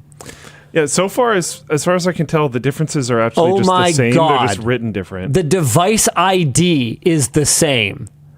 Do we need to keep going? Let's keep going. Quick Sync, OpenGL support. Oh, lordy. Yeah, that's all the same. That's all the same. Oh! 1.10 versus 1.1 gigahertz. Oh, man. Data entry is really fun. It's DDR4. They're launching a DDR4 CPU today. What? Why call it a new CPU? Literally, the only difference is the launch date. These are all just zeros. And the name. You didn't even fucking discount it. Now, to be clear, the fact that they are the same price on Intel.com/content, which used to be called Arc and used to have a cool brand and was way cooler. Way cooler. Just because it says $200 on Arc does not mean that Intel expects anybody to pay $200 for these. What is realistically probably happening is these are for developing markets where there's still a good volume of like old socket, old chipset motherboards, and they can kind of dump them into markets that are, for example, that have extremely high taxes in the form of tariffs on imports, for instance. And so it's just at a high price to make sure that nobody outside of those markets is going to be caring about this and clamoring for them. But like, can we just stop with the deceptive branding? This is not a new product. It doesn't need a new name. Just sell cheap 10400s. I don't get it. Yeah, I don't understand I do get it. I just hate it. What is it then? What does the product launch help with? The product launch helps make it look new to people who don't know and to people who won't do this comparison. So someone who, like, think about the way that, okay, I'm going to have to come up with an example. I was going to say blender, but you would research the crap out of a blender. So think about the way that you would Good buy. luck finding an example. You don't buy anything. And if I do, I research the crap out of it. Think about the way that Emma would buy a knife. Okay. She would go to a store and there would be some knives. And if one of them was the same knife from 5 years ago, but it was, had a new handle on it that made it look like the knife from this year, which realistically, if it's a knife, it was called the 2025 edition. That might actually be the only change. Yeah, she'd be like, that's the new one. And so to the person who's going in and not like an enthusiast for knives or, whatever, they just go into a store and this is Core Ultra. I love which how is new branding. You picked a category that we have like solid ones in because I looked it up. Yeah, well, look. The point is that most people don't care about the things that don't really impact them that much. I suspect you wouldn't. I suspect you wouldn't research a water bottle very much. No, I think that you would just buy a water bottle and you'd be before LTT ones, I just had Nalgene ones. Yeah, it would just be kind of whatever. That is fair. And so there are absolutely categories that we're not enthusiasts for, and that's who they're targeting with this. I mean, it's not like a cutting edge top of the line gaming processor. It's a 6-core 10th gen, right? So, which to be clear, is actually still going to provide a pretty decently good gaming experience if it's paired with an appropriate GPU. It's a good chip. And so my problem is not that they're selling it. My problem is just like, why do we have to have this deceptive branding? I hate it. Just tell me what it is. That is my end of my TED Talk. eBay restricts items over $500 from shipping to the US. On August 27th, eBay started enforcing an update to its seller listing policy for sales to the United States to limit the sale of items from certain countries to $500, including shipping. According to the policy page on eBay, there had previously been restrictions in place, but for items up to $2,500 in value. The list of restricted countries is available on the eBay source link here, and eBay states that the policy is to ensure a good shopping experience for U.S. buyers and maintain high-quality shipping performance. I've actually seen quite a few Americans upset about shipping times for I saw one that was about dbrand, which our sponsor team is looking into. But what I will say is probably it has been very challenging to get shipments into the US in a timely and cost-effective manner with all of the tariff will they won't they will they won't they yes they will, but not like this seesawing that has been going on. So this is a practical impact. This is interesting because I looked up the list that they linked. Yeah, and like Canada's not on here. Why Portugal but not Spain? Germany's not on here. Switzerland's not on here. No France. La France. But French Polynesia is. Yeah. And French Guyana. I don't know how to pronounce Singapore is. That's kind of surprising to me. I don't know, man. Is Taiwan on here? Nope. Are you saying Taiwan is a country? Yeah. Based. Hell yeah. Based as Hell yeah. Is China on here? I don't know. No. What's the decision making here? I don't know. I just am saying, yeah, this is what happens when things are confusing. Things get confusing. Hey, though, Weird. Nintendo got another video game patent. Yay! I know you were excited to talk about this. It's interesting. I don't obviously like it, but I think it's something to be aware of, and it's interesting. Nintendo has been granted a patent that covers the ability to summon another character and make them battle on your behalf, which by itself is like, oh God. It then goes on to describe things in more detail. A console or other system is being used to run a video game from storage. That was kind of weird. Just off the hop, I thought that was weird, because why wouldn't a game cart count? Maybe that counts as a form of storage. I don't know. Player controls... Yeah, sorry? anything is storage. Yeah, exactly. So it's playing a game. A CD is storage. A floppy disk is storage. RAM is a form of storage. I mean, I wouldn't call it storage. It technically is, though. If I had in my house a cremation, oven... Yeah. Right.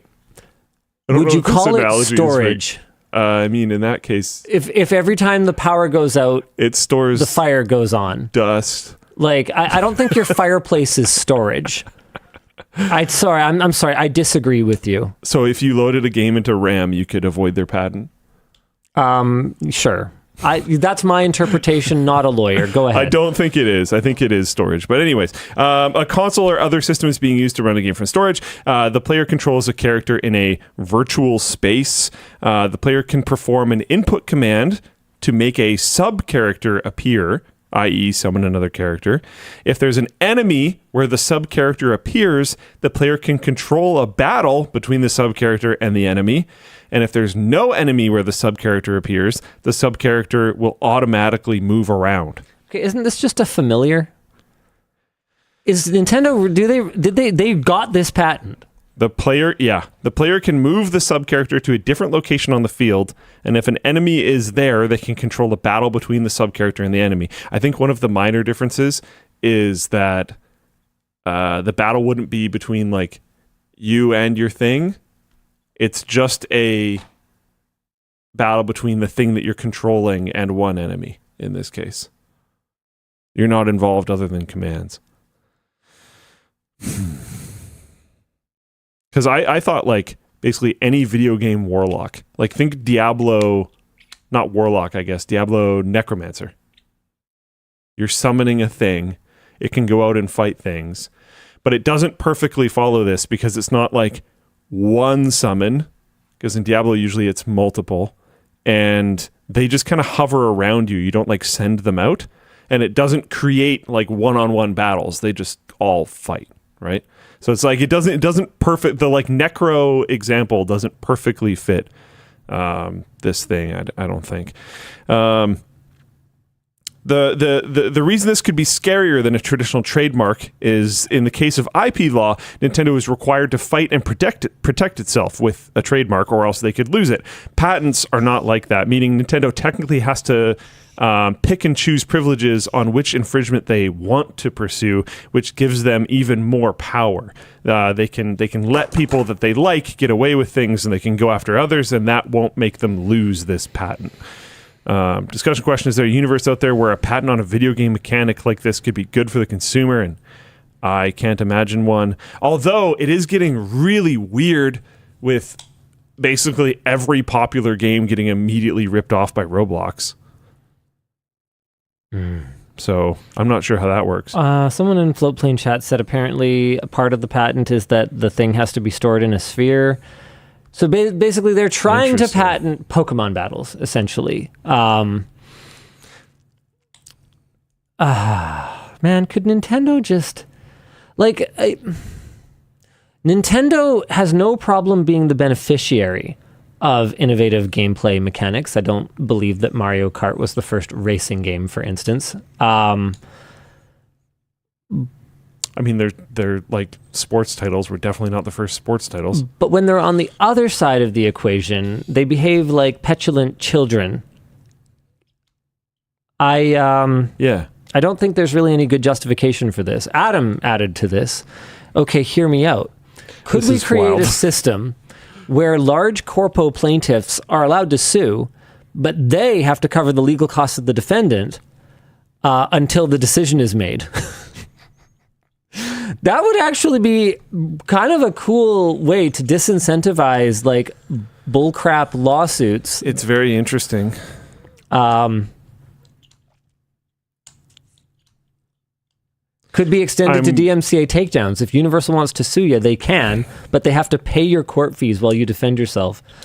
That would be kind of wild. I think it's really interesting. I think there's some concerns and to be clear, until they win. If they win, then you're responsible for whatever the judgment is. I kind of like this. I think it's worth doing. I do think there's some concerns. Like, I think people might get a false sense of security. Think like, I'm obviously going to win this, and then they have infinite money on their end, and they just win through money, which is like a thing that you can do. I think you could set it up so that you have to provide the same funding to both sides. So if you basically, you have to in escrow or whatever, or not in escrow, because then the defendant wouldn't actually have it. But whatever you spend pursuing it, I think it would have to only apply to like individuals. That's also cool and interesting. Yeah. But it comes with its own pitfalls in my mind, because again, false sense of security. If you think you're going to win, this could ruin you for your entire life. But remember, versus a slap on the wrist for the game company. But you'll have a super cool team of lawyers to tell you you're not going to win. And then you'll still lose some money, but not as much, I guess. Yeah. So you'll have to reach some kind of settlement. The point is just that you wouldn't be able to intimidate people. I think it's cool in general. You wouldn't be able to just... There's definitely an idea here that I think we should do. As if we could do anything. Yeah, when we're in charge of Canada, then we'll be sure to implement. When we're running marathons, something like that. Running marathons. Yeah, actually, kind of cool. Carney ran a marathon. Oh, did he? Got a pretty good time, apparently. Oh, okay, man, good for him. I didn't actually look into it because I don't care. But I mean, that's neat. I saw that there's talk of, as part of the rift with our southern neighbors and attempts to mend fences with our far eastern neighbors, perhaps getting rid of the 100% tariffs on Chinese EVs. I've heard very rumor mill things about this. It's very interesting. Prime Minister Carney, if you're watching, I have a humble request.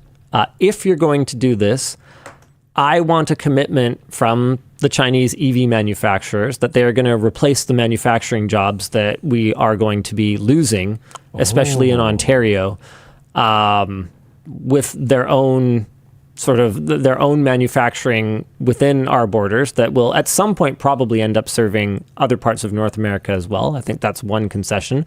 I also think that we should be getting strong investment from those companies in renewable energy here to support the EV charging that we're going to need to do a lot more of because we're going to have like $11,000 EVs. That is my 2 cents on the matter. I also think that we need to carefully consider our strategic minerals and not give up too much of that as part of this whole process, because I suspect that would be part of. Well, look, I have no problem with the Chinese mining the minerals if they're also manufacturing the batteries and EVs within Canada. I just don't think that's going to go well. They can capitalistically benefit from that harvesting by selling within our market. They can have access to the market. Okay. I mean, I don't think I'm going to get my deal because we also need like canola farmers to be able to export to China and stuff. There's a whole thing there. But I want some automotive manufacturing on the continent. You can't just like wage, we are the only ones who can manufacture cars anymore warfare. I don't think that's cool. Yeah, I think that's exactly what they want to do, though. Well, that is exactly what they want to do. Yeah. How would you tackle the jobs thing? Because this is a song that has been sang many a time, where a company's like, yeah, we're gonna get a ton of jobs here. We're gonna build this like massive factory, and then it's 90% automated, and there's 10 jobs. So do you do like it has to be X amount of jobs that are in, some certain level of average income versus the country's I don't know how you tackle that. Whatever, I don't know. I mean, it obviously needs some consideration because I don't really care if they're manufacturing jobs. They could be service jobs. They could be whatever. Yeah, it doesn't matter. As long as there is a net positive workforce benefit to having this work being done here. I think I actually do care. You care about specifically manufacturing because remember that automated equipment is on our soil now. I care in the sense that it should be defined. I don't necessarily care that it needs to be manufacturing. Sure. Because the reason why I'm saying I do care is because you just said service jobs. If they end up just like opening a bunch of restaurants and then just like no, not service. Okay, sure, I see what you mean. So I meant service, like in the just like with Scrapyard Wars, they're going to try to work around. Yeah, if there's anyone who would out Scrapyard Wars us, it would be the CCP. Yeah. Fanboy NZ says, hot take, Linus, Canada car makers should compete. Which ones? Beaumont? Our domestic automotive industry was gutted decades ago by the Americans, so we're basically just trading one for another at this point. Make Bombardier make cars. You mean Bombardier? Bombardier. I want a Bombardier car, dude. WTF is a Beaumont. Beaumont, Canadian car manufacturer. Here you go. Beaumont Automobile. This is a 1968 Beaumont SD 396. Dude, they're kind of sick. Not gonna lie, pretty cool. Looks a lot like a GTO. Mid-size automobiles. Was a make made by General Motors of Canada. So even then, it was like it was based on the Chevelle. It was barely even Canadian. Dude, a Bombardier car would go really hard though. Yeah, over the snow. Yeah. Yeah. They make planes. A lot of companies that made planes went into cars. They actually make the sickest plane right now. The Global 8000 is like... I'm just saying the BMW logo is a propeller. There are lots of car companies that made planes. Look at this thing. Proud Canadian here, boys. It is the fastest business jet in the world. It has a range of 8,000 nautical miles. This thing can go almost 15,000 kilometers on a single fill-up. And it travels at Mach 0.94. Wow. I think it's the fastest plane since the Concorde. Don't they have that?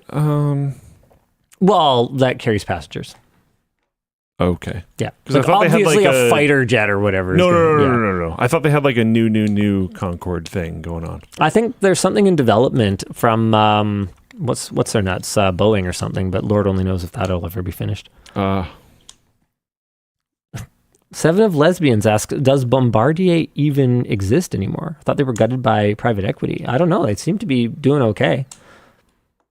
Shows you what I know. If that's true, but no, that's not my understanding. I thought Bombardier is kind of doing stuff at this point. The airplane is misinfo.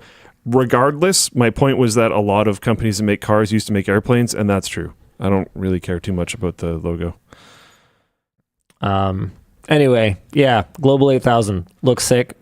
Could literally never afford one. Zim in Floatplane chat says $78 million price tag. Hold on. Where do they have any interior shots? I mean, the interior is basically gonna look how big the windows are. My like goodness, what, dude? Are you kidding me? The healthiest of cabins. Look at this. Oh my! Look at this. God.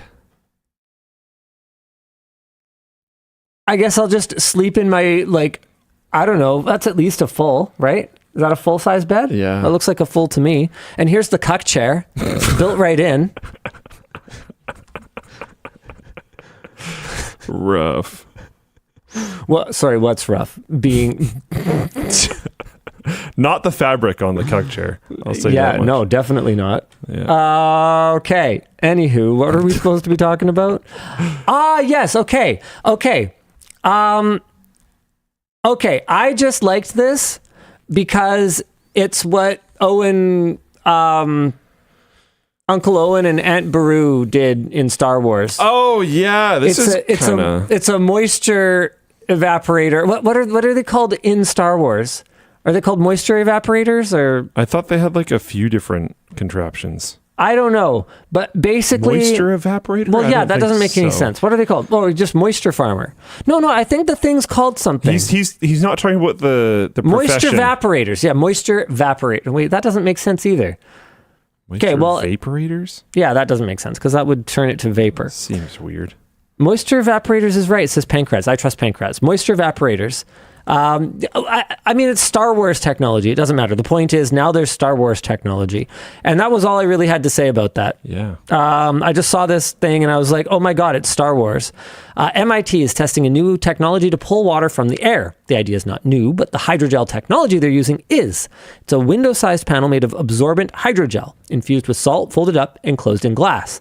The material absorbs water vapor from the air and swells, then it shrinks as it evaporates. The water condenses on the glass and flows down a tube. Currently, it makes about 2/3 of a cup of water a day, but requires zero power.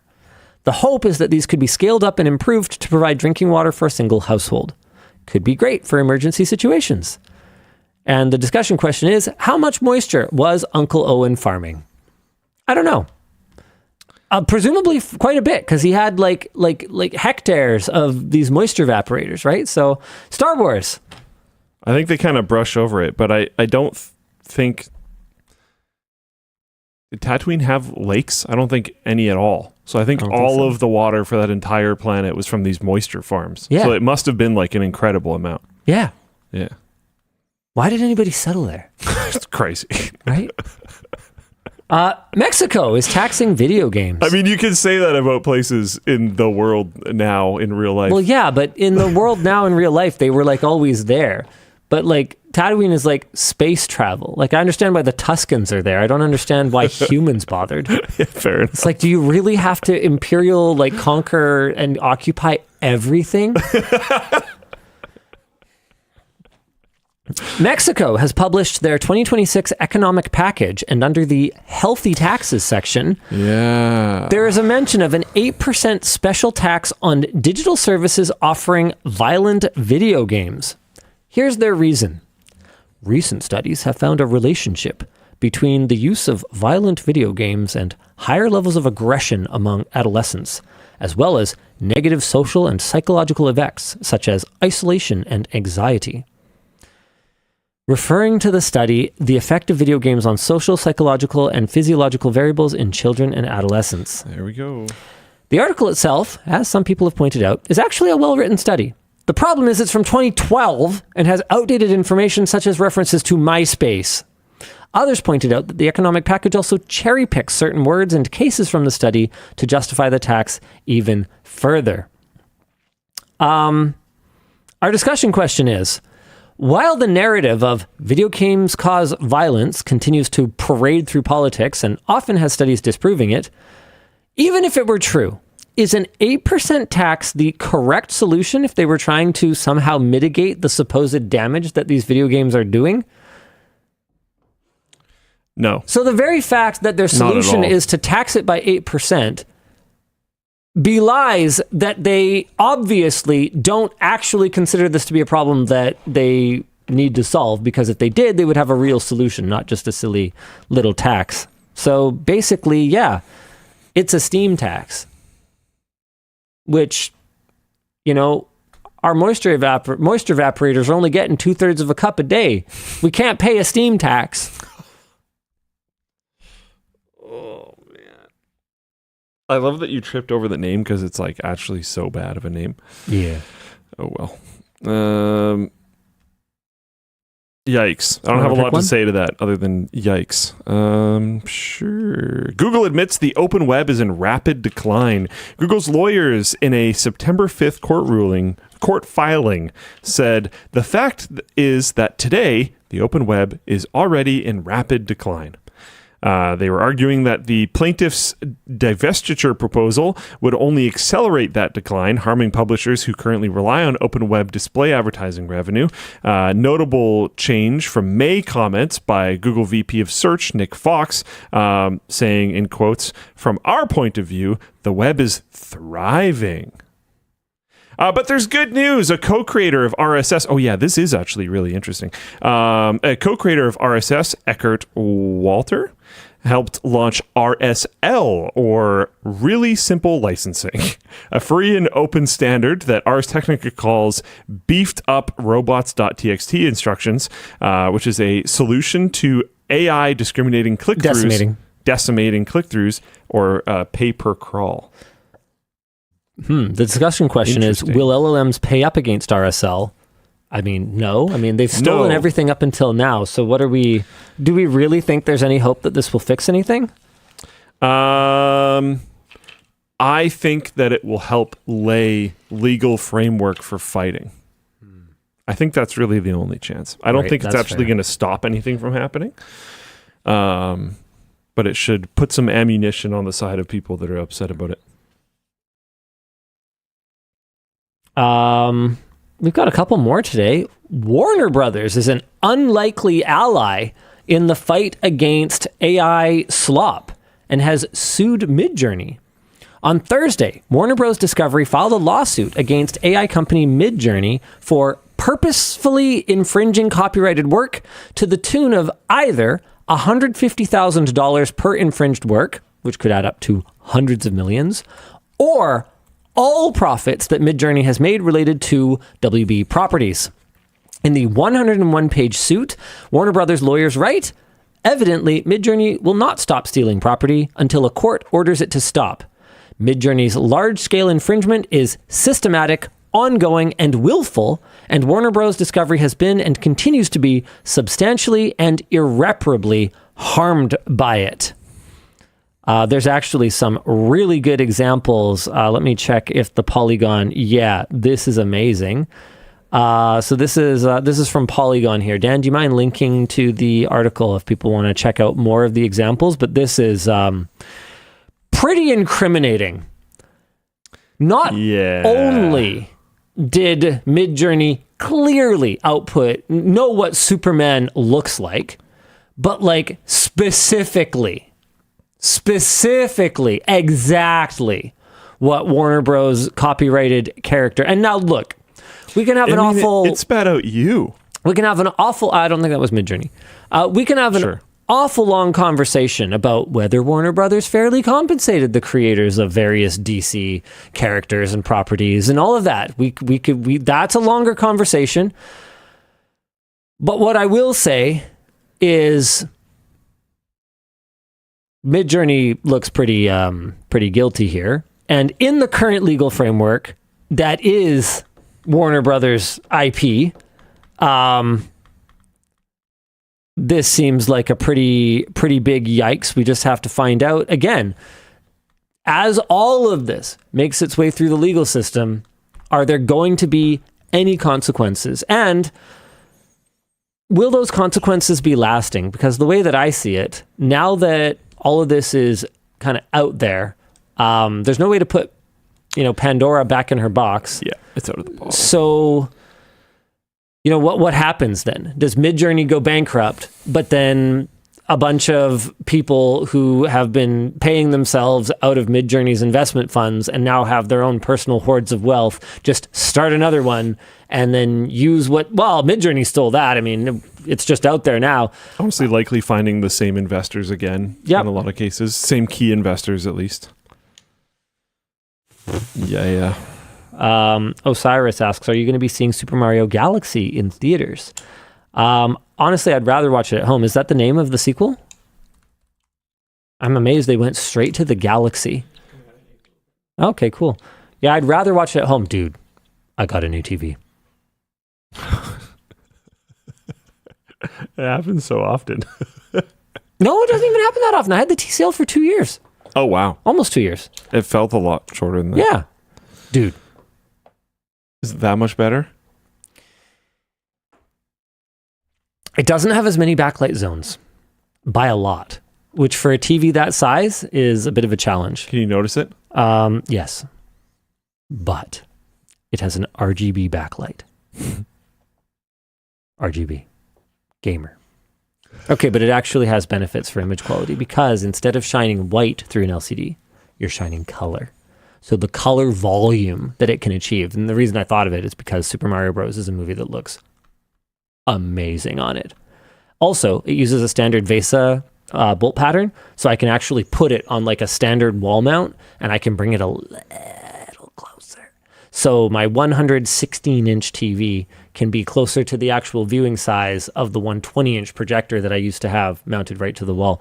So, dude, yeah, I would actually seriously rather watch it at home. Sweet. Heck yeah. Oh, unique username says you've already talked about it. Okay, well, it's actually installed now. We installed it or not installed. We opened it on Monday. I haven't installed it yet. So the video of us like opening it and trying it is in the works. And then we're actually going to throw the full gamut of labs testing at it and do like an installation vlog. And that'll be like a second video because it's really expensive. Okay, so I'm not going to play it because even though it's a trailer, we get copyright strikes for trailers all the time. But that looks like it's what it's called. 13 hours ago from IGN. It's probably real. Oh, yeah, cool. Official title announcement, Nintendo Direct, the Super Mario Galaxy movie. Kind of surprised by the title, just like you said. A long time ago in a Super Mario Galaxy far, far away. Lossless streaming on Spotify is coming. No, but for real this time. It'll be rolling out to more than 50 markets through October, with some already starting to get access now. The service is going to be included for premium subscribers. It won't be a new subscription tier, and it's been a long time coming, with rumors starting as early as 2017, coming later this year. So coming later this year in 2021, and almost ready in May of 2024. Discussion question: do you care? Yeah, a little bit, and it just feels like being on whatever it's even called now, YouTube Music, is just a more and more sad experience over time. Really? Well, it used to be Google Play Music. Yeah, Google Play was way better. And it was actually like a way better app. Yeah. And then they just made it way worse. And then I can't name anything that improved about it since they made the change. I can name a couple. What's improved? It's way easier to access music videos. No, sorry. Since after the change happened, what has okay, we have YouTube Music now. Yeah. We're on here now. It's good, cool, whatever. YouTube Music it's better for watching music videos if you care about that. No, I know. Oh. After we got to the platform, cool. We are here. It's better for finding music videos. Oh. What has now happened? Because it's been years.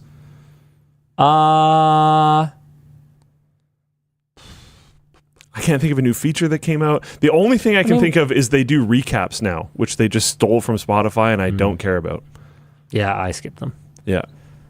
What needs to improve?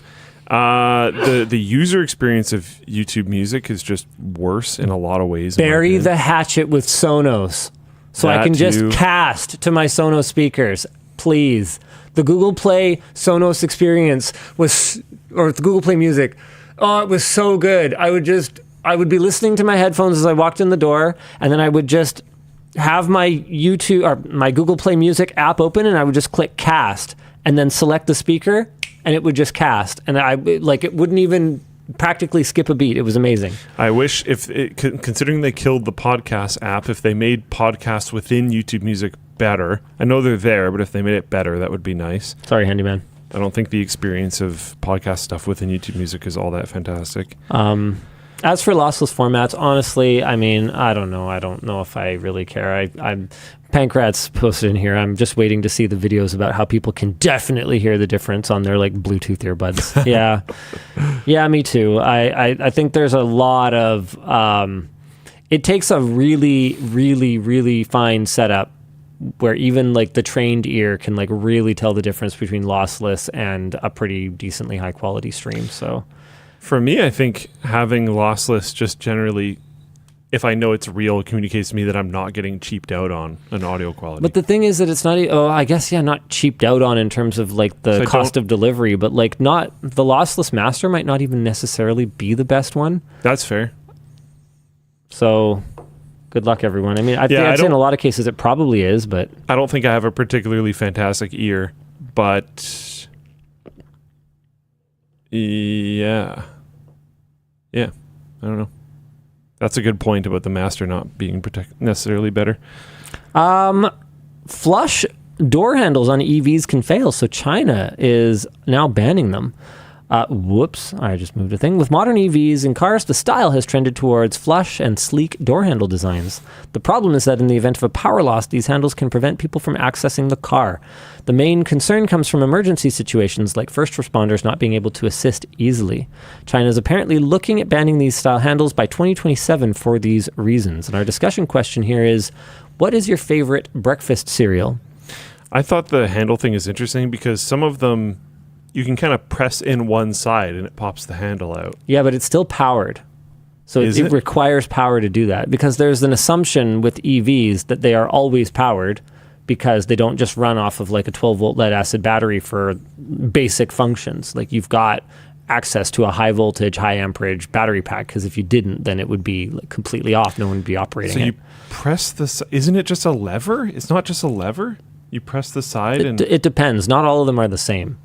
So there's ones that when you press it, it's like you're opening it, or like the actual retraction, like on the Model S, it wasn't even a lever if I recall correctly. It was like fully motorized that it would come out.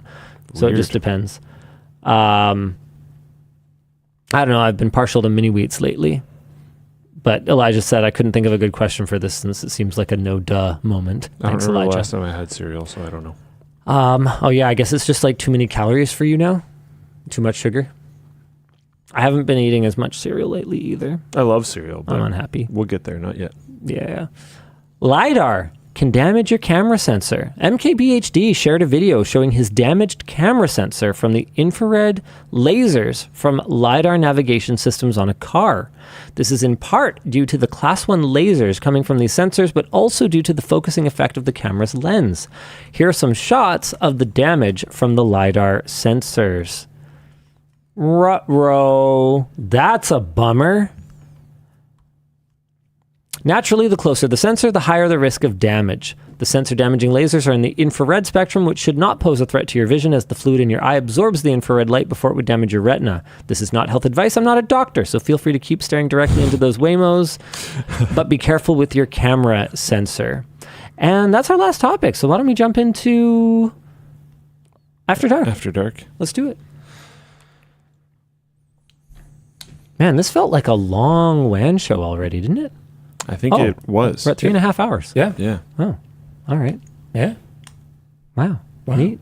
Because we started like Are you mocking me? mostly on time. No, I'm agreeing. No, he's mocking me. Sarcastically. He is mocking you. See, that's what I said. It's very That's what easy. I thought. You have a very mockable. Be gone.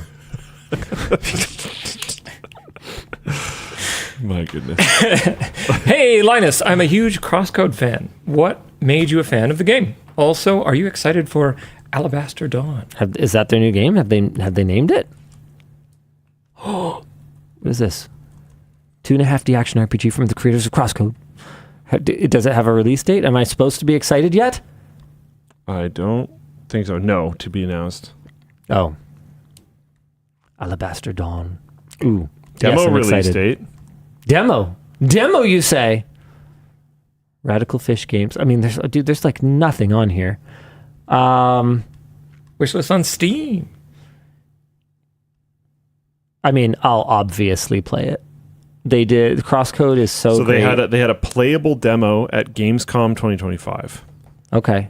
So I thought it was like an online demo, but yeah, I think it's just a playable demo at Gamescom. Sounds great. Can't wait. I will. Okay. We always say don't pre-order, right? But I have actually, there's some precedent for this. So remember when I pre-ordered Bill Watterson's weird adult graphic novel thing that was terrible? Yeah. Okay. And That was remember, unfortunate. do you remember what I said to you, though? I said no matter how bad it was, You were going to buy it anyways. I could never pay Mr. Watterson enough for Calvin and Hobbes and what it meant to me and how much entertainment it has given me over the years. He won't take my money in the form of Hobbes plushies for my children. So if I have to give him $20 or whatever it is for his utterly worthless piece of garbage adult novel thing, whatever the crap that was, I will do it. I will do it happily. I'll do it happily. I would buy it again. I'm not saying a lot because it was bad. It was awful, truly awful. Yeah.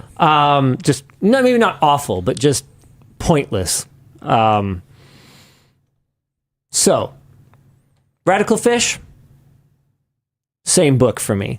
I didn't pay enough for Crosscode, so I will just buy the new one. And if it totally sucks sweaty, hairy donkey dick, I will still have not paid them enough for Crosscode, and I will happily give them the money. Make sure you're wish listing things on Steam too. That's really important for creators. It is actually. Super important. Up next. Why is it? Is it just a funding thing? No, it's elevates them in the a list. Steam algorithm thing. Super, super, super important because Steam doesn't have like an engagement platform. Yeah, sure. That's it. That's all that matters. And it costs nothing. Hey, y'all, last WAN, Linus mentioned his daughter starting to model for the P1S. What modeling program do you have her using? I use Inventor at work and NX at school, but money for a copy for him. I think she's using like a free tier of Tinkercad. It's whatever they like showed her at the little like maker classes that she goes to. Is Tinkercad good? Is there that's something else she should be using? I think that's like an open-ish source. I can't quite remember, but it's pretty good. Okay, well, Getter she's using Learning, Tinkercad. SolidWorks, Future Engineer. Hey, yeah, I've been super impressed with her taking initiative on this because Cool. Yeah, and it's So cool. she hasn't always been the most self-motivated, but she is self-motivated to go and like fix it when it's not working and to learn more about it. Like the fact that she's going and learning about filament types and stuff, I'm super impressed by, because it's not that simple for like, you know, someone who's like still around her first decade. I'm trying to see if I have any of the stuffed animals. She makes stuffed animals now.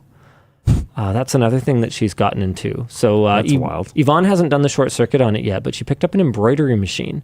And my daughter's been learning how to use that as well. So she's going to be starting to learn both like additive manufacturing and some more, like, I guess it would still be an STL, right? Like an embroidery machine, probably.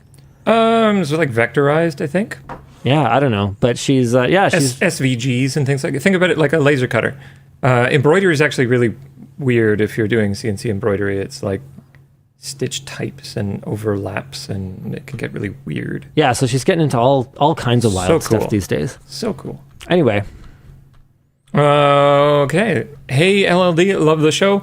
Linus, I was wondering if you had any more thoughts on the Oslo Sleep Buds after using them for a while. My mom and I both got pairs after seeing your review, and they've improved, I guess, sleep. Generally, I only take those with me on trips, where I still find the pairing of the AirPods a little bit more painless. But if I'm going to be on like a long flight and I really need to not be disrupted by my AirPods running out of battery, and I don't mind like kind of setting up, because you have to pair to the base station, which pairs to your phone. It's a whole thing. Really good product, really cool product, but I don't use them super regularly. I should probably give them another shot with the latest updates at home. I haven't used them lately because I haven't done any overseas travel.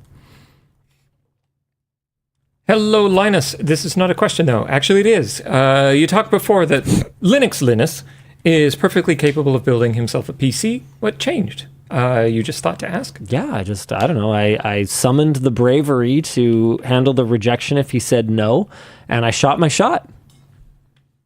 Hell yeah. And he was super chill and cool about it. Hell yeah. With Linus Torvalds potentially coming onto the show, is there a possibility to get on Richard Stallman and build him a computer with non-proprietary software? We need the Stallman build. Why don't we see how it goes with Mr. Torvalds first, and then we can kind of put together a wish list of super cool computer industry luminaries to bring onto the show and build computers with. I feel like for Stallman, if we did that, if he was cool with it, if Risk was at a point where it was like legitimate, that would be sick. We could do a relatively simple build and just put one of those Risk 5 motherboards into like a framework or something. Yep. Could be neat. Hello, Bob Slob and Knob. Linus, what was it like? Hold on, who's who? What? I mean, I feel like Bob is the only one that's not horrible. I'll take Slob. You'll take Slob. I'll take Knob. You can be Bob. You know you're not the one who takes Knob. Anywho. Slurp. Linus, what was it like holding a memory module from the Saturn V rocket? Oh my God, man. It's after dark. Shut up. I ran out of air. It was like holding history. It was really cool. It's one of those emotional experiences, and normally holding a computer component or whatever it's a non-emotional experience, but the craftsmanship, or should I say craftswomanship, because apparently the woven ones? Yeah, the folks who assembled them were almost exclusively women. On display was just so apparent. So it was somewhere in between a cool piece of technology and like literal actual art. Very cool. This stuff, just for reference. Yeah. Like, what the heck is even going on? This is like, I don't know. Some of that era's technology is wild.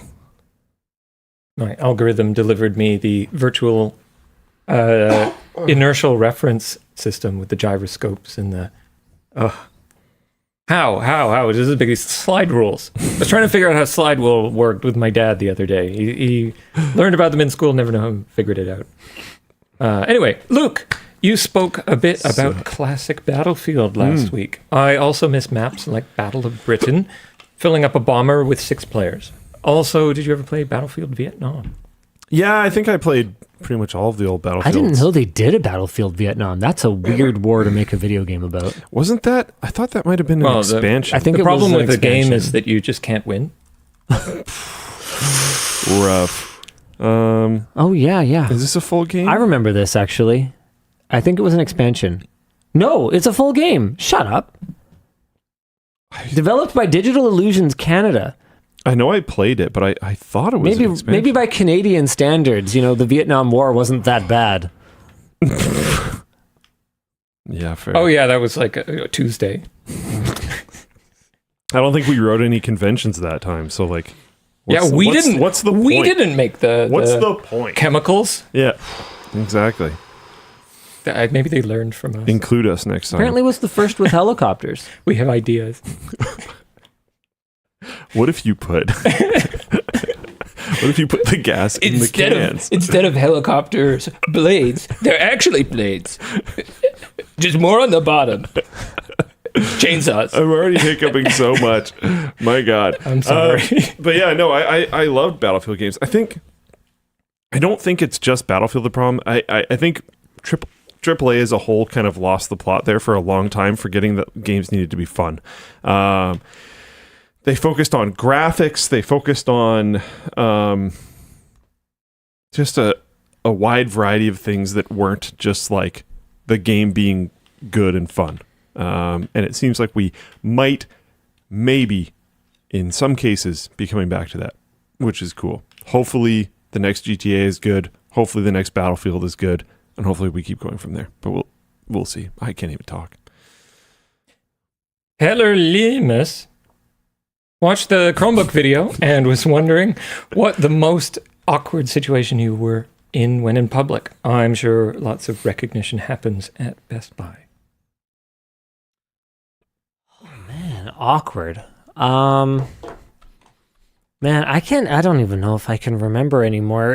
Every time that's like what was the most X that you Y, I have such a hard time. It's like never going to be accurate. It's just going to be whatever one you remember. Oh, yeah. The worst one you remember that moment.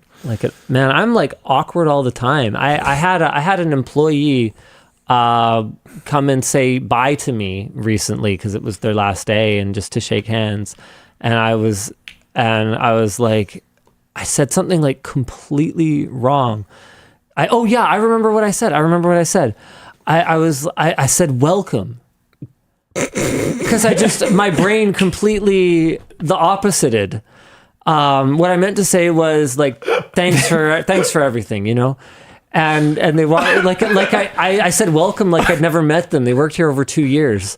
Like I completely knew who they were, and I knew they were coming because I knew that they had tendered their resignation a little while ago, and I was like, welcome, and then as I tried to recover, I made it like way worse.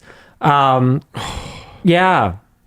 So that wasn't in public, but it sucked. That's pretty epic. Yeah, when I'm on the spot, I just can say just like the dumbest stuff. Like I think I've told the story about the time the border guards asked me where I was going, and I said the wrong place just because I was tense, not because I was doing anything illicit. Anyway. Where are you off to? Crimes? Last one I got for you today. Oh, you missed the Chromebook one. Did you skip that one? I thought that was Oh, wait, that was it. Yep, good job. Was that it? Okay, thank God. Would be awesome to know what the pool of mystery items is. I would grab a mystery hoodie if that was the case. Also, I'm colorblind. What color is iron? Cargo pants. Oh, iron is not the ones I'm wearing. I'm wearing the blue ones. Gray. Yeah. So they're not... They're what you see? Yeah. Yeah. You should be able to handle it. Pool of mystery items. Yeah, but that's the point of mystery items is that they're kind of whatever they are, and that's why they're cheaper. Would make it really tedious because it like constantly changes. Yeah. So it's supposed to be a low-cost way of liquidating stuff that we need to liquidate for whatever reason. And actual last one. Howdy, LLD. Have you guys heard about the DDoS attacks happening to Forever? FA Forever. Forever. That's hard. Supreme Commander. Oh, the new one, yeah? No. The old one. The old one? Forged Alliance Forever. It's a community project. The fact that someone's cool. attacking this is... Oh, damn. Whoever's attacking this is a butthole. They are asking for help defending. Like a sphincter. Tight. No. Damn. And dirty. Yeah. No. Yeah. The continuous... Unwashed sphincter. It leaks. The continuation of FA Forever on their forum. I hadn't heard about the DDoS attacks. That's super uncool, and I don't even know how we would begin to... What do they want? They want help defending DDoS attacks, but like... Yeah, but I don't know anything about their infra. Does someone have a link to them talking about this or something? FA Forever. FA Forever, Dan, for crying out loud. FA Forever. It's just... Forge why is this happening? It's just Forge Alliance Forever. Is this recompense for Exy? I guess. Oh my goodness. No, I mean my hiccups, not you saying it weirdly. Oh, Sure. They use need that as an contributors with excuse. solid software development background to help address the latest attack vectors. oof. Yeah. Oh, this is such a bummer to read. The past decade, the internet has changed significantly. In my personal view, the internet used to be more innocent. As a small open source service provider, such as FA Forever, it was unthinkable that we would be the target of malicious actors. Yep. And because of that, the infrastructure was never designed to be resilient. Of course, there are basic authentication and authorization checks, but in general, our implementation assumed the user consuming the service acted in good faith. Yeah, a lot of the internet kind of just sucks now. Man. This is so not cool. Unfortunately, I don't have any development help to offer. But what I do have is a farewell for all of you. We'll see you again next week. Same bad time, same bad channel. This is not the show you're looking for anymore tonight. Bye. Oota boota, mind trick. Man. I'm going to crash so hard. Yeah, I'm sorry it was such a long show.